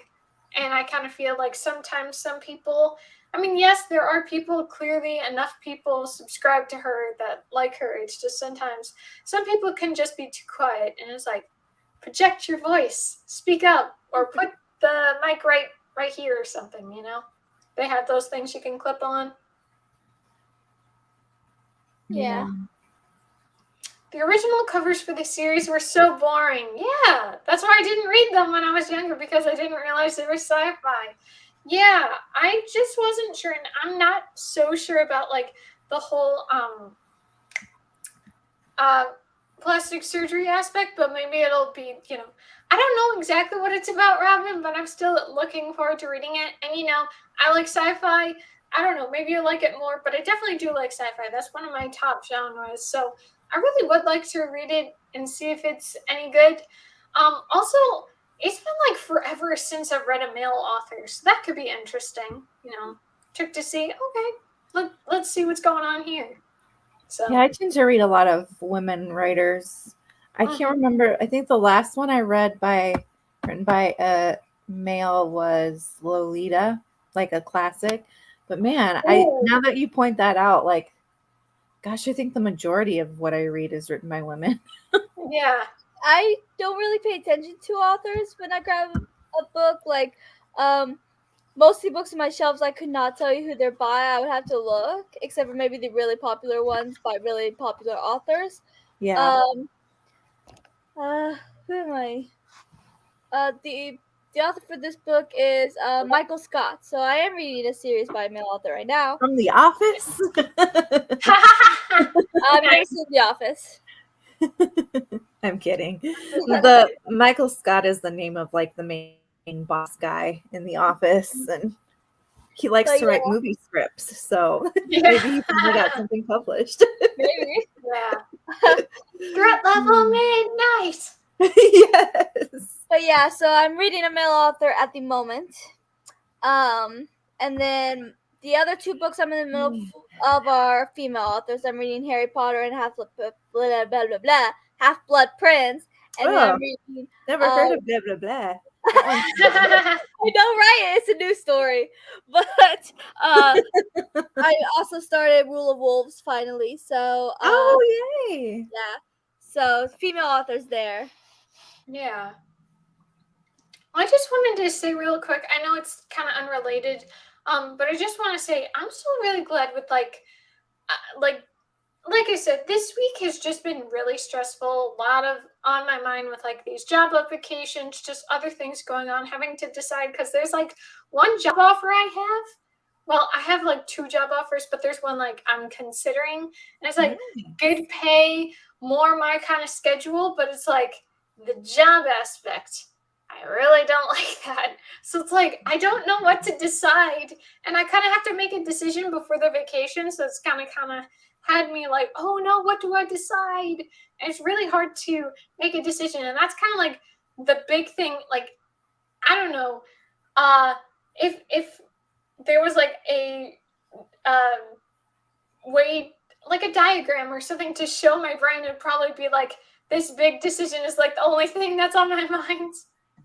So with your job, so you're saying you like the pay and the hours, but not the actual work that you're doing. Is that what you're saying? So it's like I said, I'm applying to jobs, so I don't like I was, the information I was given at the interview, what they're talking about now. I did have something similar to this because it's like an insurance agent.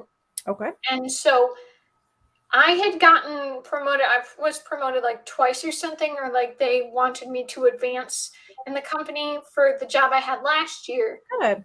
Now it was insurance agent, and it was like, oh yeah, you have to do this thing for 2 weeks. Now this training is 1 week, so I don't know how different it is. And this one is more paid than the one previous, but it does seem like it's kind of going to be the same. And they were explaining what it's going to be about, and it sounded about the same. And I remember how much I didn't want to do that. So I'm a little like, is that going to work? I just can't figure it out. You've got other interviews and stuff coming up? Yeah, and like, unfortunately, there's this one that I think could be really good, and it's like really good money, this other one, but the open interviews aren't till I get back from my vacation, and obviously I have to kind of make a decision before then, Is that for sure you do absolutely have to, or can you let them know you need like another week to think about it? Well, I'm not positive on it, but it was like at first they were like, oh, you have 24 hours to decide. And then I was like, well, I can't do that. And then she's like, okay, just let me know. But now I'm not sure because they've already like been like, oh yeah, your class is assigned this week. And it's like, well, I'm going to be on vacation, so I can't do that. And then they're like, okay, yeah, 2 weeks from now you'll start. And it's like, but I still don't know if I want to do this. So I'm not 100% sure on that, but I'm just going to have to figure it out. But like I'm saying, it's just, that's like the main thing that's on my mind.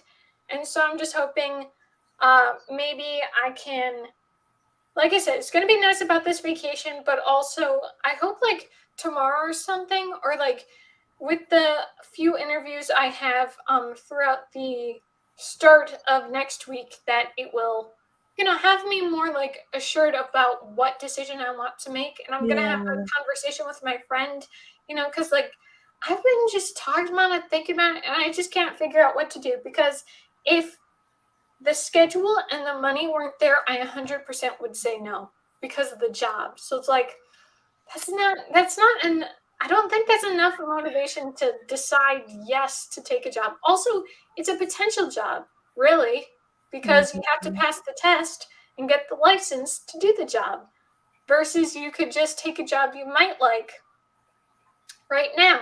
So I can't figure it out. Yeah, it sounds to me like you figured it out. Yeah, it sounds right. to me like Yeah. you're probably gonna pass on it unless there's not a better option. That's kind of what I'm hearing.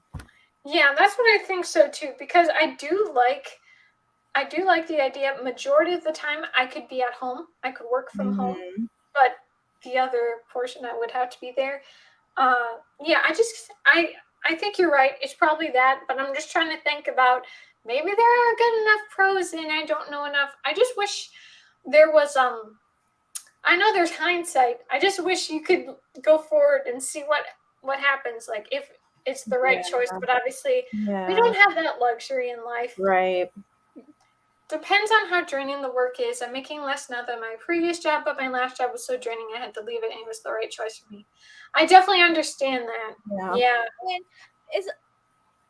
And also, like, the people that work there, they can also just determine whether or not you like the job itself. You might like the work, you might like the pay, and you might like the hours, but if the people there are just awful, then you're going to be miserable too. Yeah, that's another good point. Yeah. it's just one of those things. I wish it was more like, oh, hey, just let us know. That would be much better because then I could, do some more interviews. But I mean, I think you might be right, Jessica. I kind of seem to, have my idea, which does make me feel better because it's like, I mean, it was almost like right away in my head. It was almost like I was.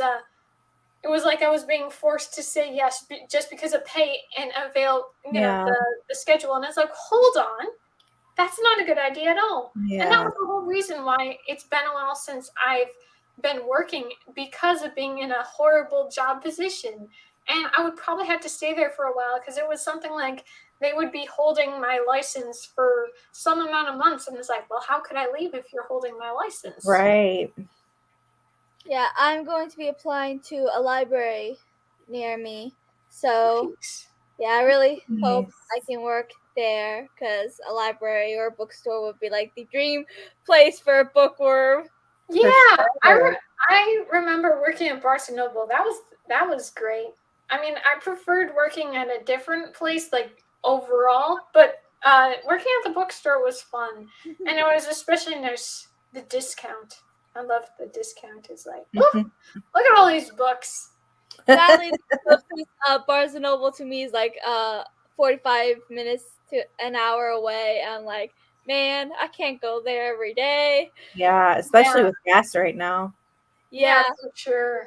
yeah. I remember when I was in high school, I think no middle school. My best friend and I, there were these two trailer parks that were right next to each other, and my best friend lived in one trailer park. I lived in the other, and um, that's actually how we met because we had to go to the same bus for school, and there was also a Barnes Noble that was like not even a full block away from us, I don't think, and it's like every day after school we would go there.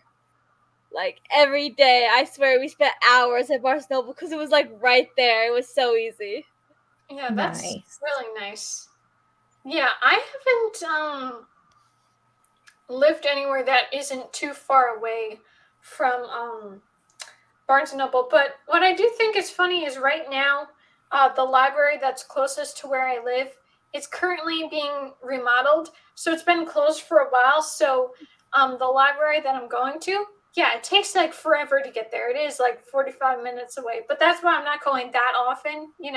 Like I went there to get these books, then I went to return it, pick up book lovers. But yeah, it's not like I'm going to make, library trips that often, only if and that's what's good because it does have the online catalog.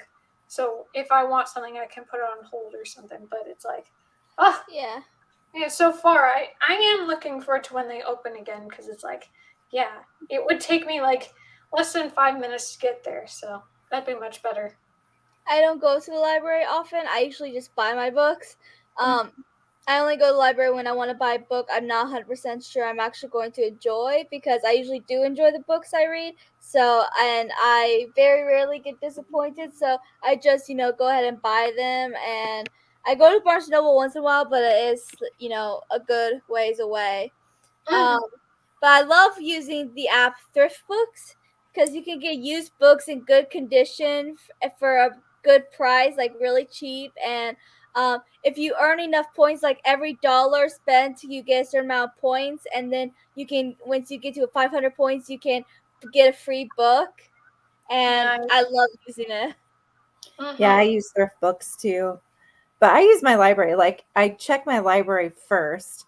And then if it's not in the library, then if it's something that I really, really want to read, then I'll buy it. Yeah, that's what I've been doing too. I used to get books, but then once Tiffany Beachbum Bookworm Tiffany when she introduced me to Hoopla and Libby. Then I was like, hold on, I don't have to buy books. I could just get it on there. And then I didn't realize that I could look up the catalog.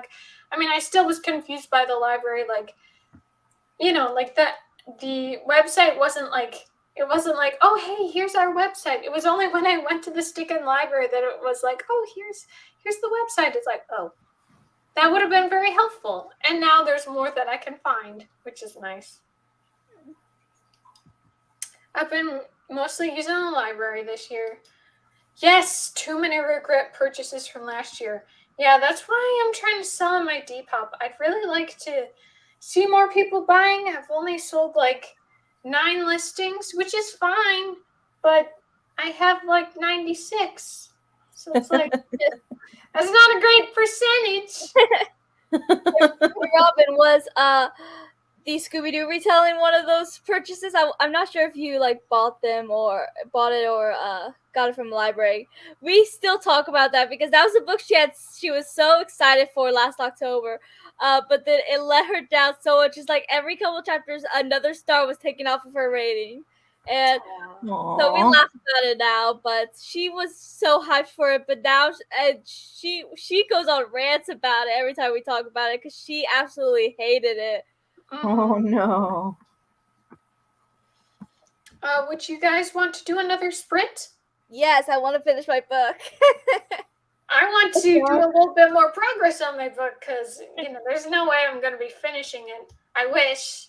One day I can read these books.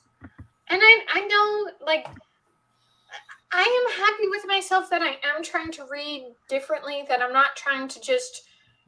The only gratification I was really getting these past 2 years being on BookTube was, like, finishing it.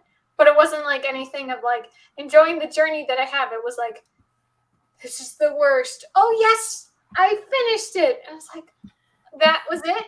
And so I hope, I can find some good quality books, ones I personally enjoy. I hope I can find some ones that are like, oh, yes, absolutely, all good. I just want to find some good ones. For sure. Yeah. All right. So we'll be back in 30. Happy reading. Happy reading.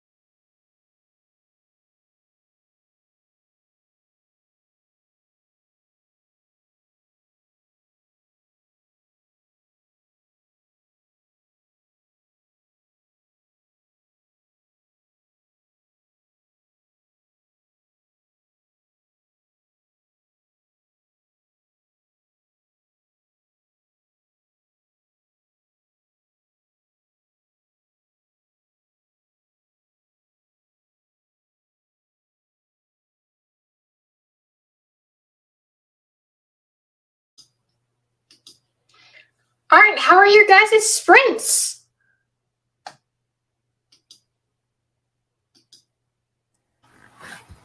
Good. I read some of that. I read some of that arc that I was telling you about, the one that's about like decluttering your house. So Cool. yeah. Nice. I actually sat down and read a little bit. I'm almost done with chapter 2, which I'm proud of myself. I can't remember how many pages it said. I think it was like, I mean, I'm not sure exactly. Like, obviously, it's more like, I guess it's Apple Books, but like the Kindle, it's way more pages than like the actual page that you would see on an actual, on the actual book. Yeah. But it was like 28 pages, and now I'm at like 4 pages left. So hopefully, I can finish that up. They finally arrived at the place they're supposed to be, so that's good. Yay. I can't remember. Now I lost it. There was something I was going to say about the book. Something about the sister or something. Like, I actually was kind of like understanding her or being a little bit sympathetic to her, but now I forgot what the topic was. But I just hope I can be a little bit more understanding, but also I'm not too sure about like the tropes here, because I really feel like Beach Read, the other book by Emily Henry, would be more interesting to me. The fact that it's like these two authors that don't really like each other, they are like, oh, well, I can't remember what genre he's writing, but she's writing romance, and it's like they switch to see who's actually better at writing. And it just sounds like a really cool concept. And this one's like small town, but then like, she talks to this guy, she's known in the city, and it's like, I still hope it's good. It's just small town romances or small town settings don't appeal. But I hope maybe Emily Henry's writing will be like, forget about that. You used to not like that, but now you do. I hope it's something like that. Yeah. Yeah, I'm doing good. I am less than 20 pages to go, so yay. Nice. I'm definitely going to finish today. So Robin had That's said exciting. Scooby-Doo was the breaking point. Ouch. I don't know that story. Did you guys read Scooby-Doo together? I did not read it. For the Monster High Readathon we were doing last October, that was one of the books, and she was so happy about it. She was so excited about it because I don't think she'd ever like read a Scooby-Doo retelling before. But she was so happy about it. And to boot, they said it was like a queer story as well. Like Daphne or something would be a lesbian. Like Daphne's retelling character, whatever, would be a lesbian. Nice. But it turned out to be really problematic and stuff. She was going on and on about it, and she hated it. No. Where she liked this girl that was her friend, but she never showed any interest in her. Yet she kept trying to like force herself on her, and then at the end they never really got past that, but they still ended up together, and it was really problematic. So Oh no. yeah. That sucks.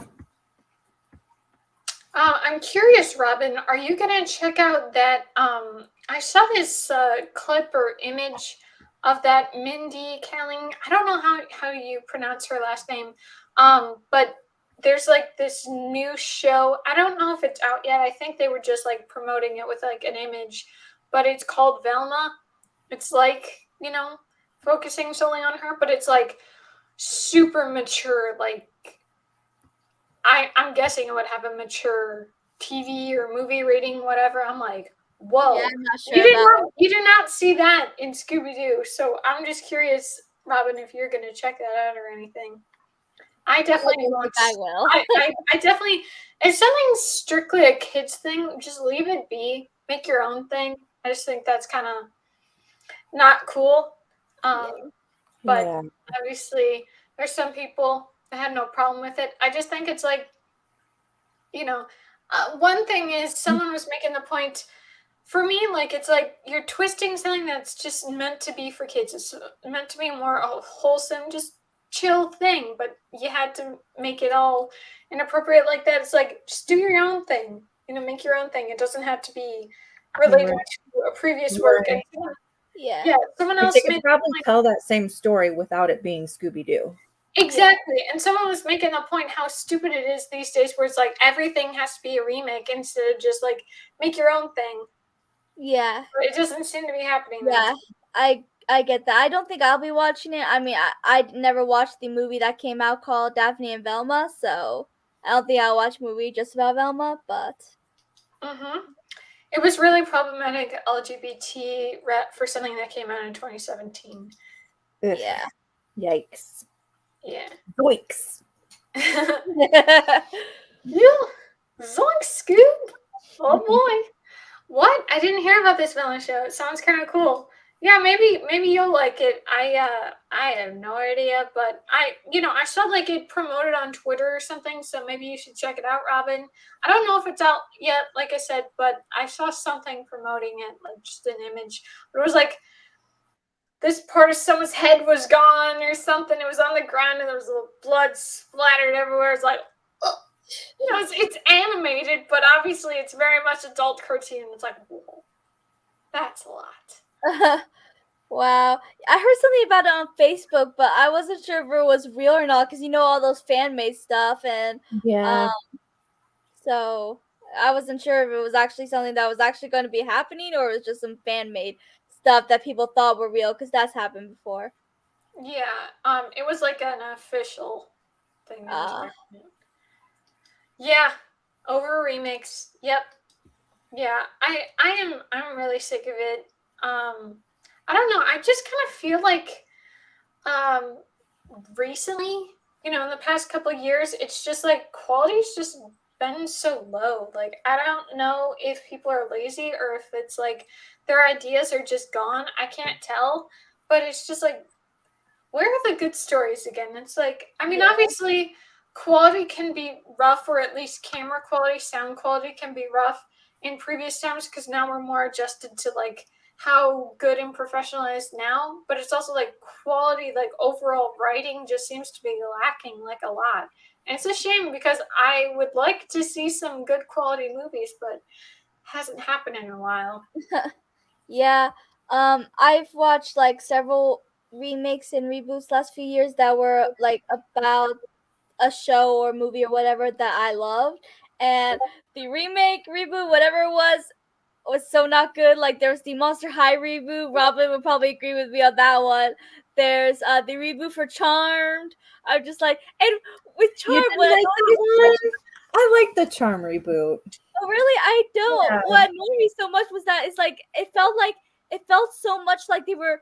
It's not like even they even had their own storylines for the most part. I just felt like they were redoing Charmed completely with different. The only thing I liked was that they had one of these. They had more queer representation because one of these sisters was a lesbian. I did like that, and I like that the characters were mixed or black or whatever. I like that all that representation, but the storylines itself, I felt like they were trying to redo Charmed. Like, for instance, the youngest sister, they had her fall in love with a half demon. I'm like, that's exactly what happened on Charmed on the original. So why even make this reboot if you're just basically recreating the old thing? Fair enough. But if you like it, that's great. I know someone else who really enjoys it, and I did hear it's going off the air, but it lasted 4 years or 5 years, 4 years, I think. I don't know. It lasted a while. So I mean, so it was. I just had issues with it because it's like stop remaking these old shows. Come up with new ideas. I know, exactly. Yeah, it's been a while since I've last seen a new movie that really wowed me. I know.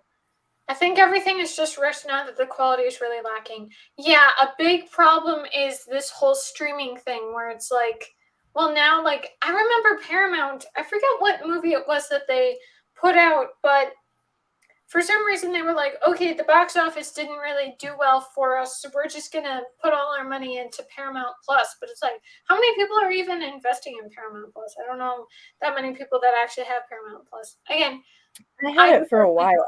Like I had it because what did I have it? Oh, that was where they aired the Oprah Winfrey interview with Prince Harry. So I got it for that, but then I didn't really use it because it's really not that good of a service. Yeah, I never used it. Yeah, it's just such a bummer that it's like there's all these services, and the whole point of streaming was to have everything available, but now it's separated everywhere, and there's a lot of things that aren't available. Like, if you want it, you have to pirate it or buy it. And it's like, you know, it's a shame that it's like it's not working. And then the overall quality now, most stuff, certainly with Netflix, a lot of Netflix is just really, really sucky. And but then they put out like there's just so much they invest on like these things that no one's watching, and then some good shows, they're like, oh yeah, we did that for like a season and we're done. It's like people were actually interested in that show.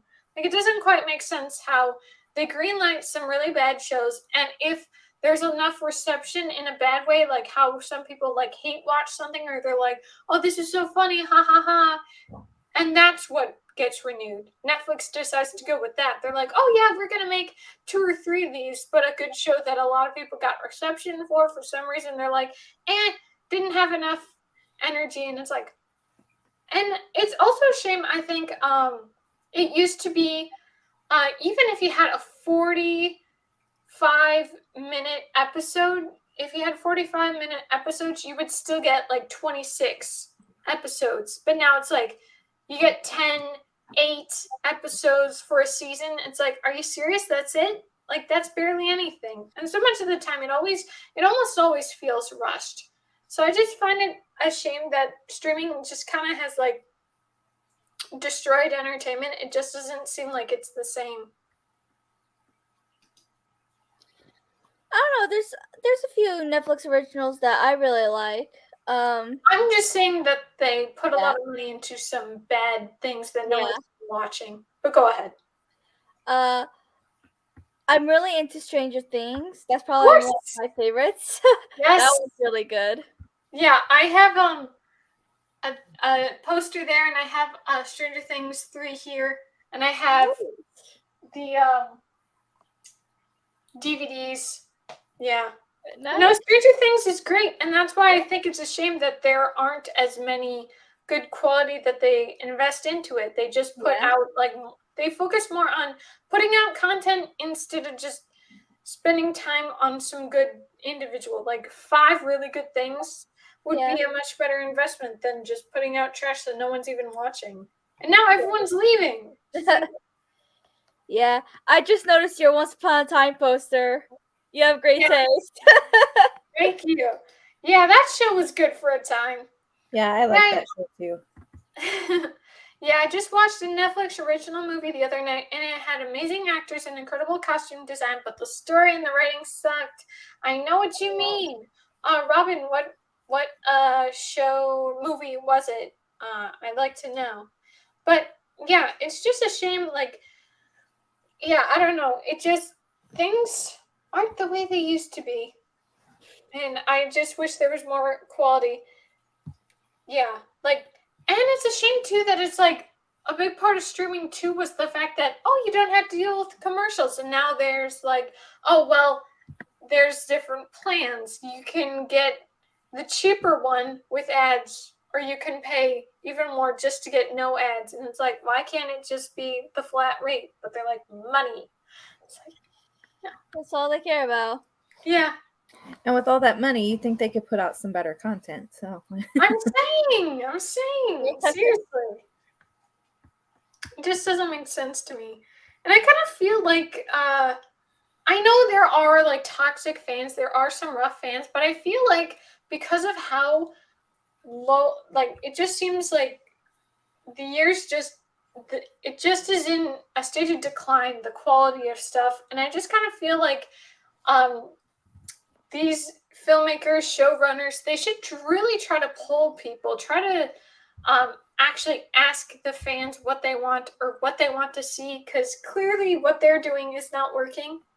It's pretty bad, and I don't understand how they're just doing the same thing over and over again. Yeah. But I guess after all these years, they've run out of fresh content. I also hate when a show, like, when it's obvious the show's going downhill and they're trying to stretch it out and keep on going for as long as possible, and yet it's obvious that they should stop, that it should have stopped seasons ago, but they just want to keep going for as long as they can, even though it's not as good as it once was, which is my problem with Grey's Anatomy right now. Last several seasons have been boring. The only reason why I keep watching is because, like, I invested all this time. I want to know how it ends. But at the same time, I'm falling behind several episodes because it's like I just don't have the energy to watch this anymore. Like, they should have stopped seasons ago, but they just want to keep on going. And now they're on season 19, and I think they got renewed for season 20, or they're thinking about it. I don't know, but I'm like, will you stop? Just stop. Yeah. No, it's insane. And it's almost like they're like, let's just go for a record. It's like, stop the Yeah, madness. exactly. Same thing with Fast and Furious. I mean, honestly, the ninth one was pretty good. I'll give it that. The eighth one wasn't too bad, but I still think they should have stopped at movie 7 because the way they edited it was perfect for Paul Walker and everything. That was perfect, but they just had to keep on going. Yeah. Robin says, I think it was called Paradise Falls, starring Emma Roberts, Awkwafina, and another actress. Don't know what her name. Like, it was supposed to be a sci-fi thriller, but the thriller part lasted too long without answers, and then there was some BS magic tossed in there at the end. It just made no sense. Yeah. Gotcha. Yeah, some things, it just is not working.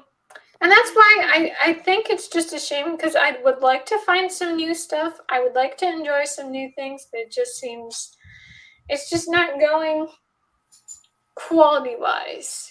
But I hope... Maybe try things that are new to you, like they're not new shows, but you've never seen them. Yeah, and they're gonna try. Yeah, that's why I was gonna say that while I'm not reading as much, I'd like to get into some new movies and stories, but I might have to go more like in a backlist, see some old stuff, try to find some new things. To me, like you said, just not fresh ones, because quality seems to be pretty low. Also, just speaking of new shows, I tried that show. I don't know if you guys heard of it. The Girl from Plainville, or View, whichever it was. I've heard of it. Yeah. I want to watch it. It looked pretty good. Yeah, it's about the girl who like convinces her boyfriend to unalive himself. Yep. Wow. Yep. Tells him to get back in the truck and everything. Yeah. So I was curious about it, and I tried to watch the first episode.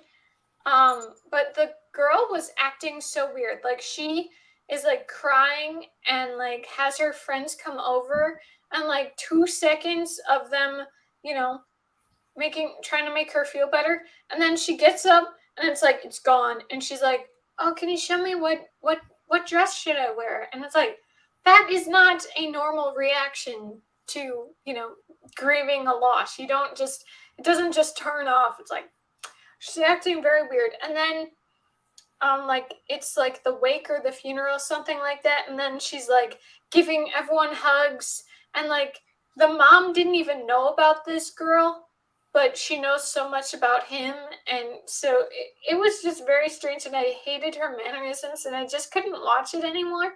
And it was only episode 1. It was just, I'm sure maybe that was exactly how she acted, but it was just giving me the ick, and I don't want to deal with like bad situations like that. It's like, I don't need to see some evil going on, some very messed up, wicked people. I do. I'm here for it. I love it. 2 times people. I just feel like it's more okay to me if it's fictional, but since it's real life, it's like, oh my gosh, But well, I should probably get going. It's getting kind of late here. But thank you so much for inviting me to join tonight. It was really fun. Absolutely. We're glad you came. Yeah. All right. Bye, friends. Bye. Okay. So Debbie says it won't let me send the word, but it's basically the site where you can join groups that you love, and lots of booktubers and writer tubers have them, but it won't let me send the word. I was wondering if you have it. The logo is a gaming console. And then Robin says about the show, is the girl supposed to be a sociopath? I don't know. I don't know if she. I forget. I did see this video. I watched this video because I kind of wanted to know a little bit about the trial. Like, I never watched it fully, but I watched a little bit about it. And they both had mental health issues.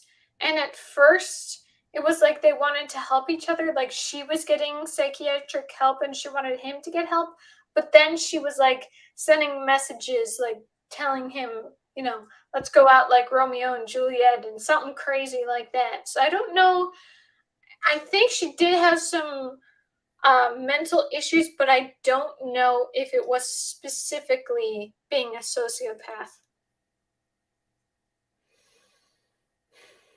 Yeah. So it starts with a D and ends with a... Oh, Discord.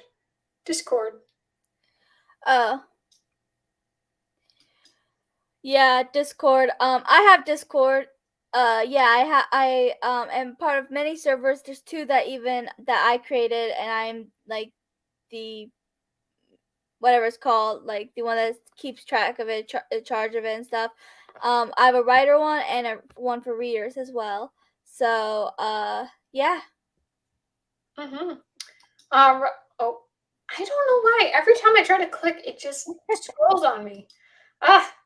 Yeah, that's kind of my issue with true crime because it treats real victims and stories like gossip. Yeah, like I was actually talking to my mom about this. It really sickens me, especially right now. Now I don't watch TikTok. I hate TikTok.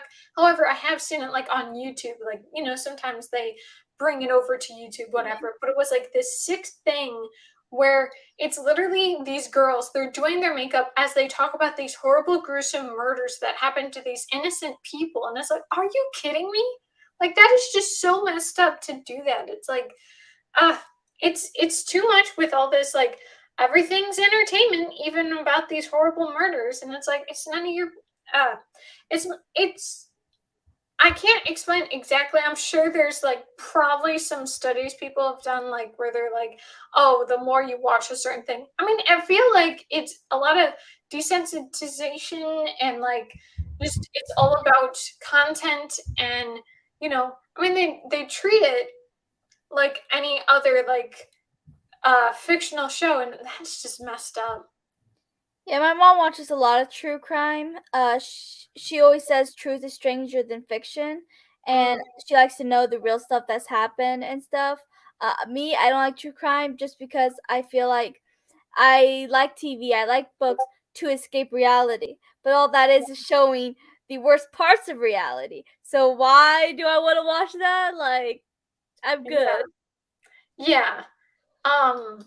And I'm not saying every single person who watches true crime is like a bad person, but it's just like with some people how like they stay tuned in. Like there's something where they treat it just like, bingeable content. There's just something very messed up about that. It's like Yeah. a horrible thing happened to someone. What is wrong with you? You do not treat a horrible event that happened. It's just awful. Yeah, my mom, as much as she watches it, she can't binge it too much because after seeing all of it, she gets sad sometimes, and then she's like, "You know what? I need something else, something funny, something to cheer me up."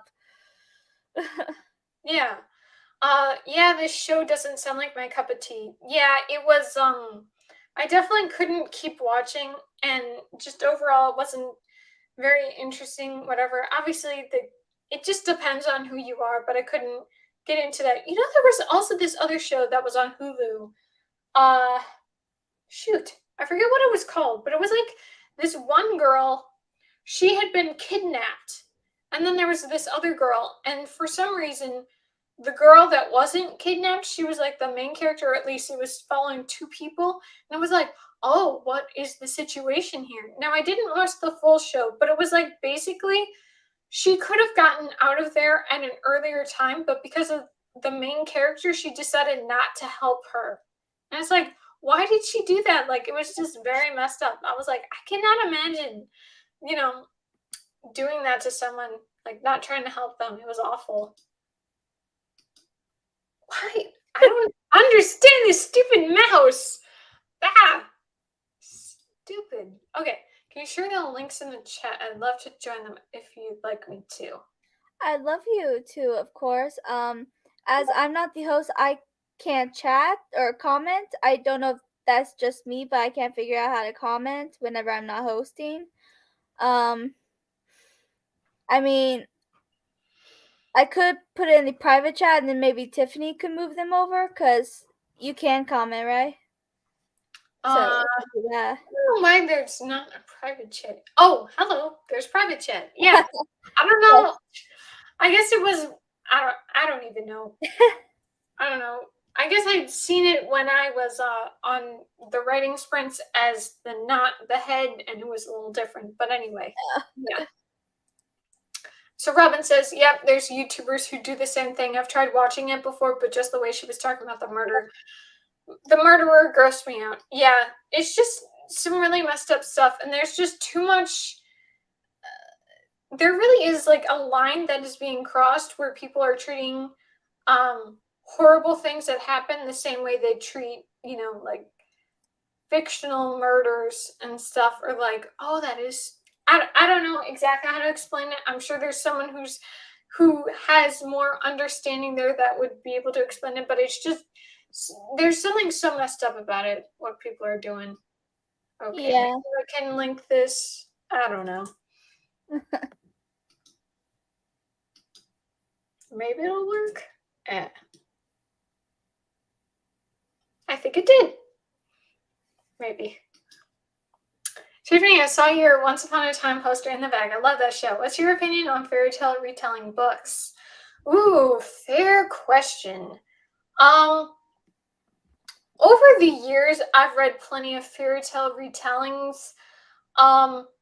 If you do it well, it's good. And if you do your own story, like to do the same thing over again, like it has to be your own flavor, but like in a good way. Like I'll provide an example of a terrible adaptation was A Curse So Dark and Lonely. I don't know if you read that, Debbie, but basically it's supposed to be a Beauty and the Beast retelling, but like there were multiple things that were twisted here. Like he's a gorgeous person. He only turns into a beast at some point, and it's more of like being a monster, and killing lots of people. They literally kidnap her and force her to stay. She did not choose. Obviously, Beauty and the Beast is more like it's still a bad situation, but they gave her zero choice. At least she chooses to come with him in place of her father or something. But this one, she's just taken, and her mom has cancer. Her brother's in trouble. Like it's all sorts a bad situation. And also the story was not directly focused to Beauty and the Beast. It's all about political intrigue. So it has almost like you could get rid of Beauty and the Beast and it would be its own story. Like it really doesn't make sense to keep Beauty and the Beast in there. So I provide that example as something that was done poorly. Now, I don't know if I would have the same opinion, but when I read Beastly, that's a Beauty and the Beast retelling, I thought that was pretty good. I can't remember exactly what about it that had me so interested in it, but it definitely had it where it was like, yes, he is a beast. He is ugly.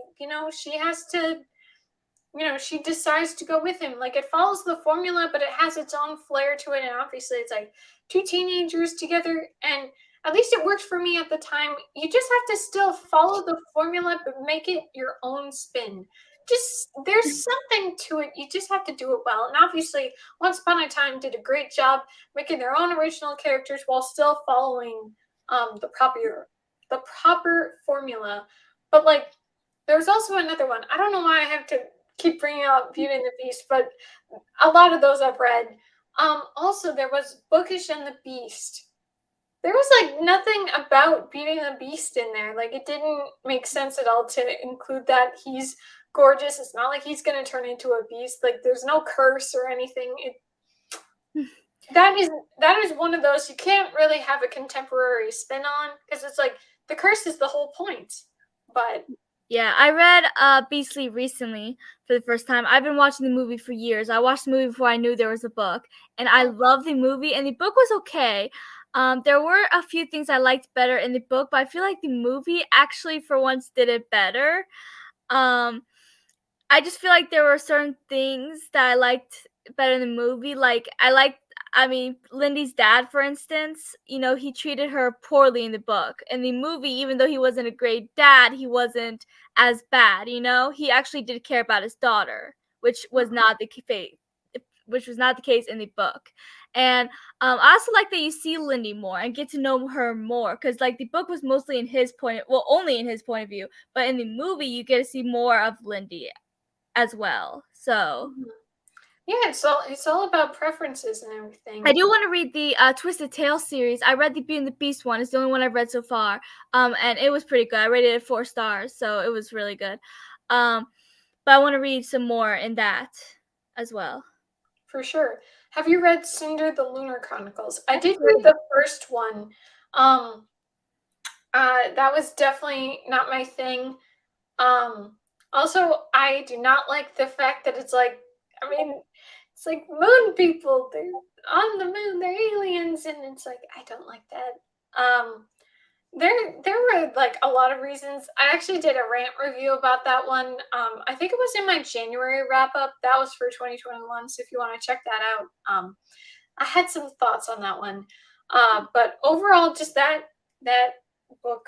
Also, it was super long, and I don't think it needed to be that long at all. Like there was a lot of problems I had with that book, but I read a bit of it. It was meh. Yeah, I know.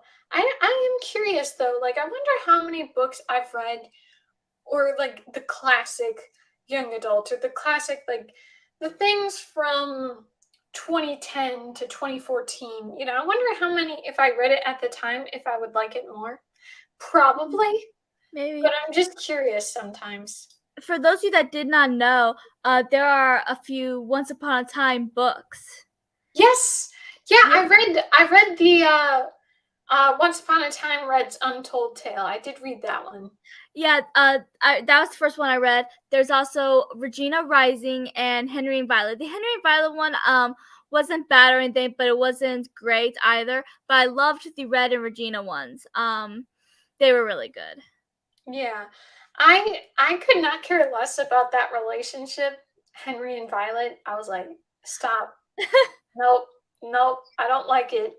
I didn't hate it, but I know he aged, but nope, I did not like that at all. First love and all. I didn't hate it or anything. I didn't think it was like bad or anything. Violet was a nice girl, and Henry obviously cared about her.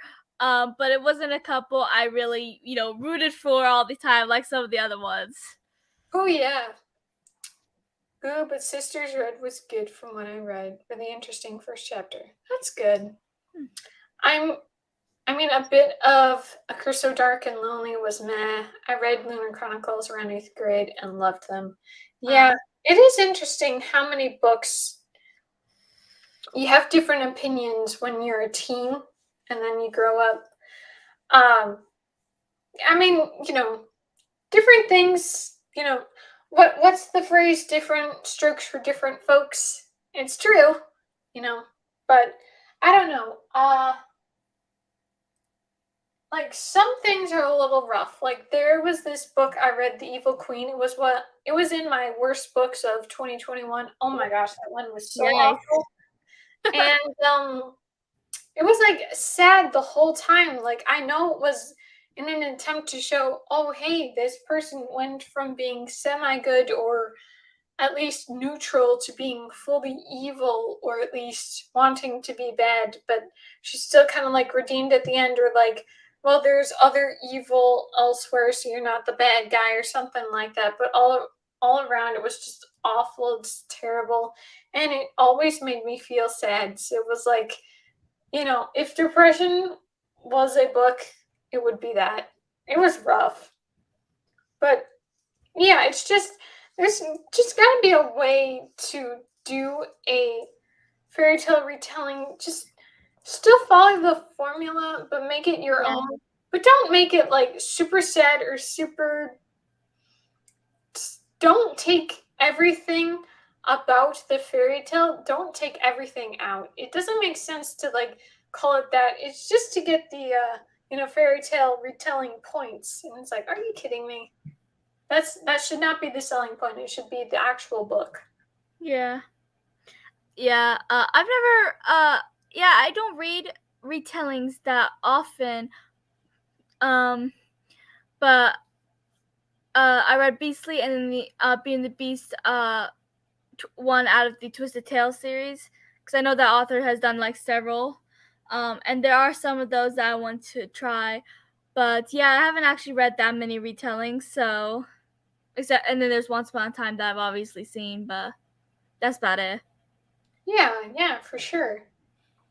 Yeah, I don't think I have that many on hand. But yeah, I think I've kind of I think a lot of the retellings have kind of been done now. And I Yeah. think that's kind of it. Also, oh yeah, it's not a fairy tale retelling, but it's a Greek mythology retelling. It's lifestyles of gods and monsters. And I'm not too sure about that. I did not know anything about this Minotaur mythology, but it sounds really messed up. Like there's some bestiality and incest, and it's like, what? No, thank you. No, that's in the actual mythology. I don't know what is actually in this book, but it has me a little bit more concerned now. I'm like, Yeah. oh, do I want to read that? I don't think so. Yeah. Definitely. Like, I don't think I would want to, but that's one of the things that turned me off from Game of Thrones. I mean, I don't want to read or watch Game of Thrones. From what I hear, I can get kind of sexual, Oh and yeah, all there's the things like time. That's what incest. I've heard too. Yeah, it's like, I mean, like I remember this one thing. Someone was like, because someone was like, "Oh, sex scenes are unnecessary," or "I'll just skip past those," and it's like, well, you're gonna have to see it because all the important stuff is in it when they're naked. It's like, are you kidding me? I Wow. mean, what kind of show does that? And also, it's like brutal murders and awful things happen. It's like, woof, I couldn't deal with that. Also, it's epic fantasy. I could never. Uh, I just don't enjoy fantasy that much. So I love epic fantasy. yeah. But yeah, all that, no, I'm good. Mm-hmm. Would you want to do another sprint at 40? Yeah, I'm good for another. All right. How I long are think you going to be on here?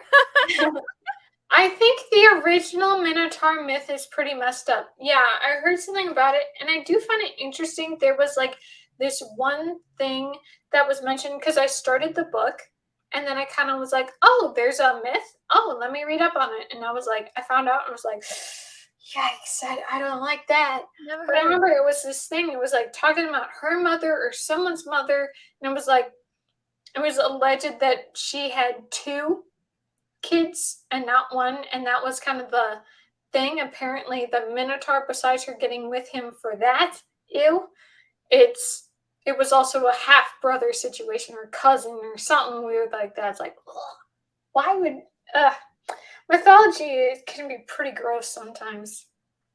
Yeah. Um, I've always been interested in Greek mythology, with like the gods and everything. That stuff. That's always been kind of an interest of mine. Mm-hmm. I'm talking about it a little bit in my one of my WIPs, Realm of Monsters. You get into Greek mythology a little bit as well, because you go to one of the main characters' home where she like grew up, which was Athens, Greece. So you get a little bit into that, which is exciting. Nice. All right, so it is 11:40. We'll be back in 30. I think I did that math right. Yes, I did. All right. Happy reading, everyone. Happy reading.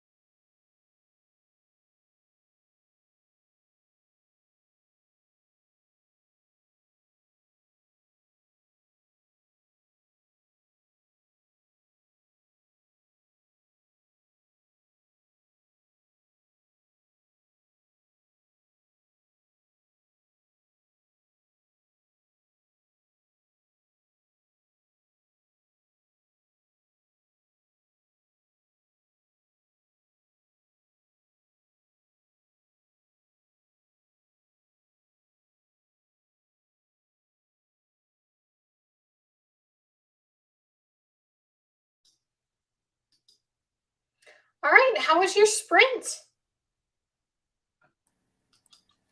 Hi. Good. Yeah, I finished my book and read a tiny bit of Half-Blood Prince, so I was productive. I'm so happy. That's awesome. Yeah. It didn't go as well for me. I just got a little distracted by social media, so I was on that, and it's like, I don't know.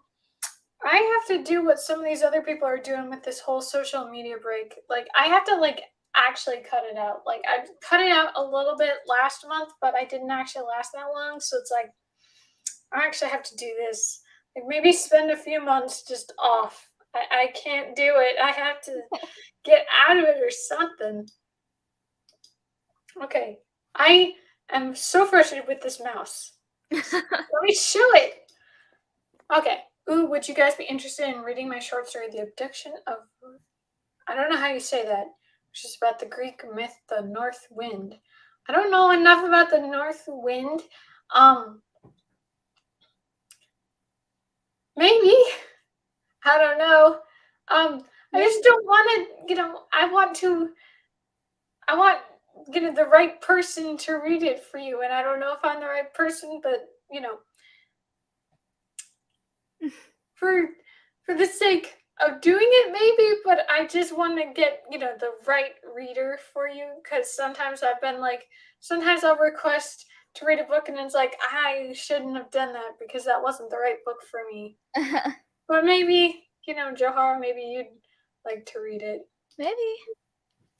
I'm going to scoot for the night since it's almost midnight. Thanks for hosting. You're welcome, but I'm sure you're gone by now. But I am feeling tired too. Oh my gosh. 5 hours? I didn't even think we were here that long, but I guess that does make sense. 5 hours. Wow, that has to be a new record. I think so. That's crazy. But I think, we should end it soon because it's like, sleep should be good. But I am happy about one thing on social media. Like, here's the thing. With the way people hype up books now, it's like they show certain quotes, and the quotes are kind of like, oh, I want to read this now. And so I was seeing a few quotes from book lovers, and now I'm like, okay, I have to read it. I have to read it. I can't not read it. So now I have to. Very soon. I want to.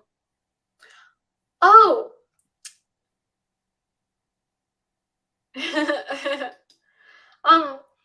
Real fast, Debbie, I didn't notice the short story. I think short story definitely could.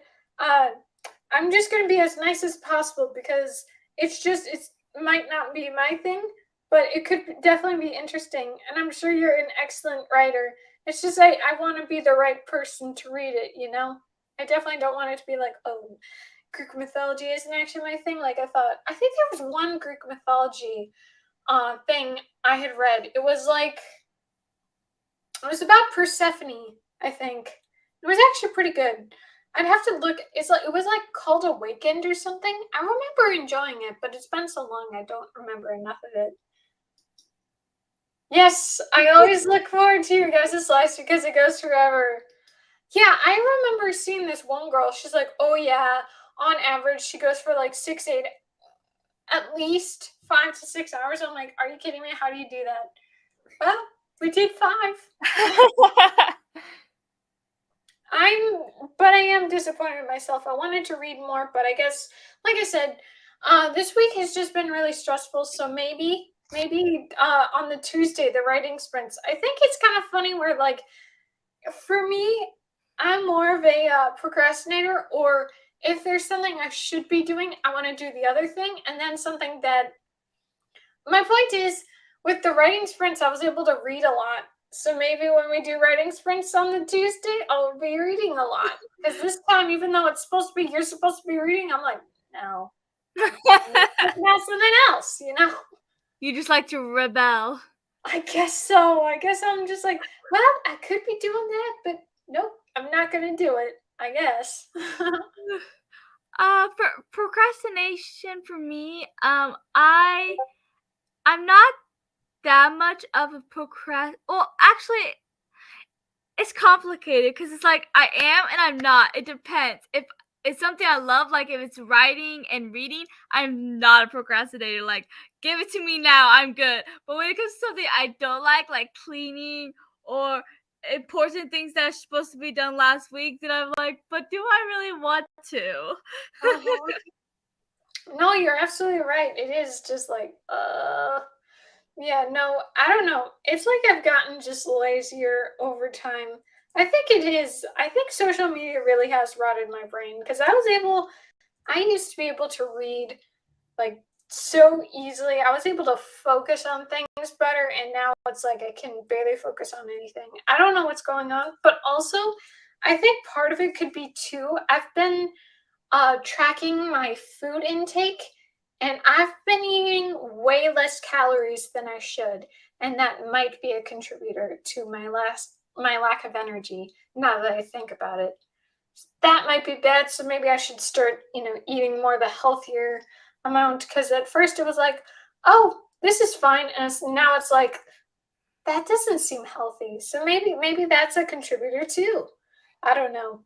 I'm just kind of trying to have my theories, but it's like, yeah, just reading isn't quite the same it used to be, but hopefully that's just a temporary thing and I could get back into it and enjoy it.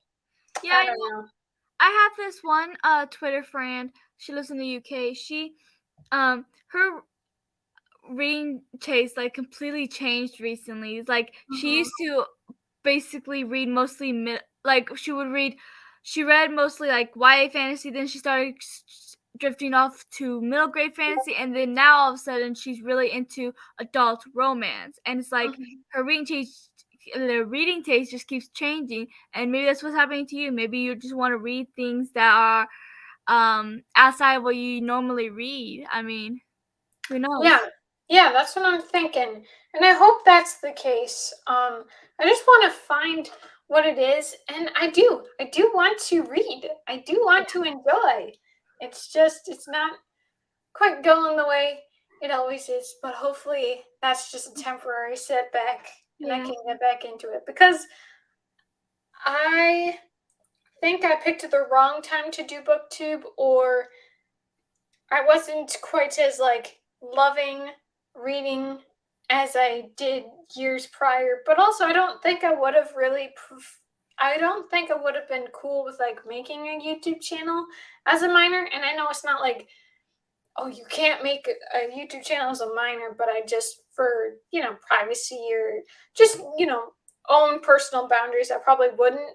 But that was more like when I actually really like to read. So that's what I'm thinking, maybe aging out of young adult, or not the basic young adult, like the young adult contemporaries. Maybe I'm just kind of bored by it and I just want to expand more. But it's not going to be every single adult contemporary, because I have tried a few of those and they've been bad, or I just personally don't like them. It just Yeah. has to depend on what the book's about. Like I'm saying, I think Beach Read is probably going to be one of my top.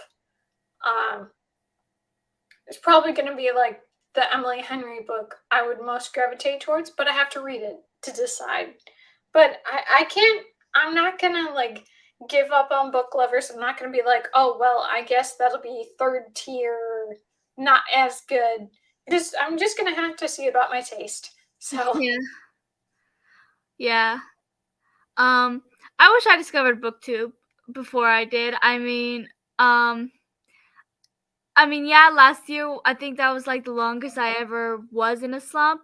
But for the most part, most of my life, I've been pretty consistent with loving to read. Yeah, I would go through spurts where I read more or read less, just because life got busy, or I just was more interested in something else and maybe didn't want to read as much. But reading has always been one of my passions. But I didn't even know that there was a whole community on YouTube just for book nerds. Like, I did not know that was a thing until shortly before I started mine, like 2019. Yeah, I think it was 2019 when I discovered BookTube, and I think it was 2020 when I made my BookTube. But I was like, I did not know BookTube was a thing. I did not know. But then when I found out, I was like, wait a minute, is that actually an actual thing? So I went on YouTube and I typed in BookTube just to find booktubers, and then I and I found my very first booktuber I ever watched and just binged like so many of her videos. Like, this is so cool. I want to do this now. Mhm. Yeah, that's really cool. Yeah, I just don't know if I mean, I have liked reading, but it's nothing compared to my passion for movies. Like, that's Yeah. what I want to do as a career. Like, everything about movies I love. And that's why I'm very sad about the quality of movies and TV shows right now, where it just seems to be lacking. But I hope it gets better over the years, and I hope I can be a contributor to that improving quality because I think I have some really good ideas. I just have to actually write them. But whoops. I don't know. Uh, Yeah, I mean, I love TV too, and that's a great passion to have. I do prefer reading. I do like books more, but don't get me wrong, there are a lot of TV. I watch more TV shows than movies, but there are a lot that I really enjoy that I'm obsessed with. I actually have a second YouTube channel where I talk about TV shows and movies. mhm. So maybe you could do that, and then whenever you get back into reading, you could focus more on your booktube. But maybe you could always start another YouTube channel where you talk about TV shows and movies, and do whatever you want to do about that. Yeah, I've thought about that. That's why I was trying to experiment. I think you watched it. It was my best movies and TV shows of 2021. Um, it hardly got that much reception, which did get me pretty sad. Like, I think it's my lowest viewed video in a while, which is a bummer, but I know it's not like the norm, but it's like it's still like a thing of 2021. Like, what is the problem? And it's not Maybe even that long of a video, Yeah, but maybe it's because your the YouTube algorithm and stuff for you is mostly on BookTube, so it was BookTubers that were finding it, and you yeah. did post it on your BookTube channel, and I don't know, I think a lot of BookTubers aren't that big into TV, Hmm. so that might be it. If you Yeah. have a whole channel dedicated to TV shows and movies, you might get a lot more uh people who watch it and like it.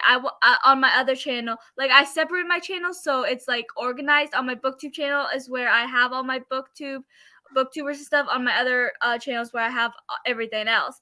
And I watch a couple of people that talk about movies or TV shows and stuff, and they they have a lot of subscribers and stuff because they found the people that actually want to watch that stuff. Yeah, no, I get exactly what your point is. This was more of an experiment, but Yeah. yeah, that's what I'm feeling because I have like I was gonna do with my channel, I was gonna have books and I was gonna have movies, but it was gonna be in one channel. But yeah, you might be right though that could be, because like I've kind of set the niche for the channel to be about books and everything. But like you're saying, it might be better to just do this single channel in that aspect. Uh, I hope people will watch my videos talking about the movies and TV shows because I am Yeah, I'll passionate subscribe about it. on my other channel, on my non-bookish channel. I'll definitely subscribe to you. So let me know when you make it. If you Yeah, yeah. I just gotta, make some plans for it. But like the Doctor Strange, I was able to do a little video on that. Well, I didn't post it or anything, but just made myself. Yeah, I just gotta figure out how I want to do it, what yeah, my decisions are going to be. I mean, I definitely want to like talk about, oh, here's what, I could definitely do like monthly wrap ups. Here's what I watched or whatever. But it is funny every time because I do log it. I have logged it since 2020, what I read like each month or something. And it's like my books are like this, how much I read, and my shows are like this. I watch a lot. yeah. And that's what is funny. Like I'm always like disbelieving when someone's like, "Oh, I've read this many books in this many days or whatever." I'm like, "That is impossible." And then there's like, "How many hours of TV and movies have you watched?" It's like, you got a point. You got me there. And With YouTube, I'm just all about the viewing. yeah, What yeah. it is? Oh, go ahead. With BookTube, there's like all these different types of videos you can do. There's book tags and challenges and whatnot. It's the same thing with TV, YouTube. I don't know what you would call that. I guess it's just YouTube. I don't know, but I know there's several ideas that I came up with that I really love. I do these theories every so often. If I have a theory, I can flesh out this theory and explain why I have this theory about this certain concept or whatever about a certain TV show or something. My favorite type of video on that channel is countdowns, where I do like a top 10 thing. I love those. So yeah, there's a lot of different things you can do for that as well, and it can be really fun. Oh yeah, for sure. Yeah, I just gotta figure out what I should do. It's just for me, even though I do want to do something in filmmaking, whether it be editing or making stories, screenplays, whatever, a big problem for me is I just get so overwhelmed and intimidated by my footage. Like, eventually, I decide to film, and that is its own motivation in its own right that I struggle with. And then I have to edit it, and editing it is the worst. But it feels very, satisfying when it's finally uploaded and people are gonna. But that's what I think too is a little rough. Like, I don't upload that frequently, so obviously I don't have that many subscribers. Like, I'm pretty active on Twitter, so that's why I have like 400 plus followers, but I only have like 132. I think I'm still at 132 subscribers, so it's just very different, which is a shame. Like, I would much prefer. I think I'd be much more motivated to continue more if there was more, viewer interaction, whatever. But I hope, maybe it's just right now I haven't dedicated much time to it, and maybe if I dedicate more time, because I do want to like do maybe a video or two a week. If I start getting more consistent with the schedule, maybe more people would be like, oh, okay, subscribe to this booktube channel. I comment on your things. I like to comment on whoever I watch so that they get, view interactions and stuff, because it can be important and stuff. So yeah, I just surpassed 200, and I'm very happy about that. Right, yeah. I was trying to get to 200 forever. It felt like it was never going to happen, and now I have 202. I was like, yes, I finally passed it. Let's just not go back now. Yeah, exactly. It does not suck. I remember how excited I was when I hit 100 subscribers. Oh man, it was sad when it went back down. I was like, are you kidding me? And all the time I was like this. It was like, took forever. And then eventually it got more stable in the 100s, but it was like, it took a while. Yeah. Even after I'd hit 100. So I was like, oh. Yeah, it can be hard. Mm-hmm. Yeah, it was our last writing sprint when I realized I had 200.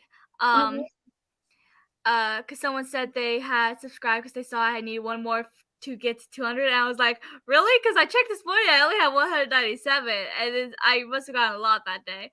But then when I got off the writing sprint, I saw I had 202, and I was so happy. Then a couple days later, it went back to 200. I was like, oh no! I swear, if that went down one more, I would have been so upset. But then I got back up to 202. I was like, thanks. I was like, oh my gosh, I was so scared I was gonna go below 200 again. Yeah, that can be really rough. Yeah. But, we'll get there. Just take some time. Build a following and all that. Mm-hmm. Well, I think this is a good stopping point. It's about 12:30. I guess it's 11:30 for you. Yeah. But oh my gosh. Almost 5.5 hours. That's crazy. Yeah, just a little bit. Yeah. But the writing sprint on Tuesday should be good. That's going to be on Robin's channel, right? Yes. The bookworm hole for anyone who wants to know. Yeah. Yeah, that should be good.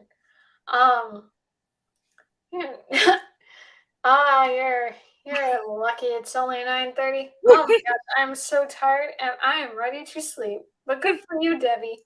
And let us know about your short story. It sounds very fun. Yeah. And I hope you tune in with us for our writing sprint. Mm-hmm. Absolutely. So I guess we'll end it here. And stay tuned. Subscribe to our channels and everything. I linked. Wait. No, I did. When I set up the sprints, I did link your channels. I was trying to remember if I did.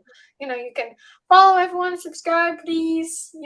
Do some comments, do some likes, do some, get us excited to keep doing things. Yes. Oh yes, Debbie. Bye guys. Thank you so much. You're welcome. Pat on the back for us. We're so great. We were just talking for forever. Until next time. Yep. All right. Bye, guys. Yeah.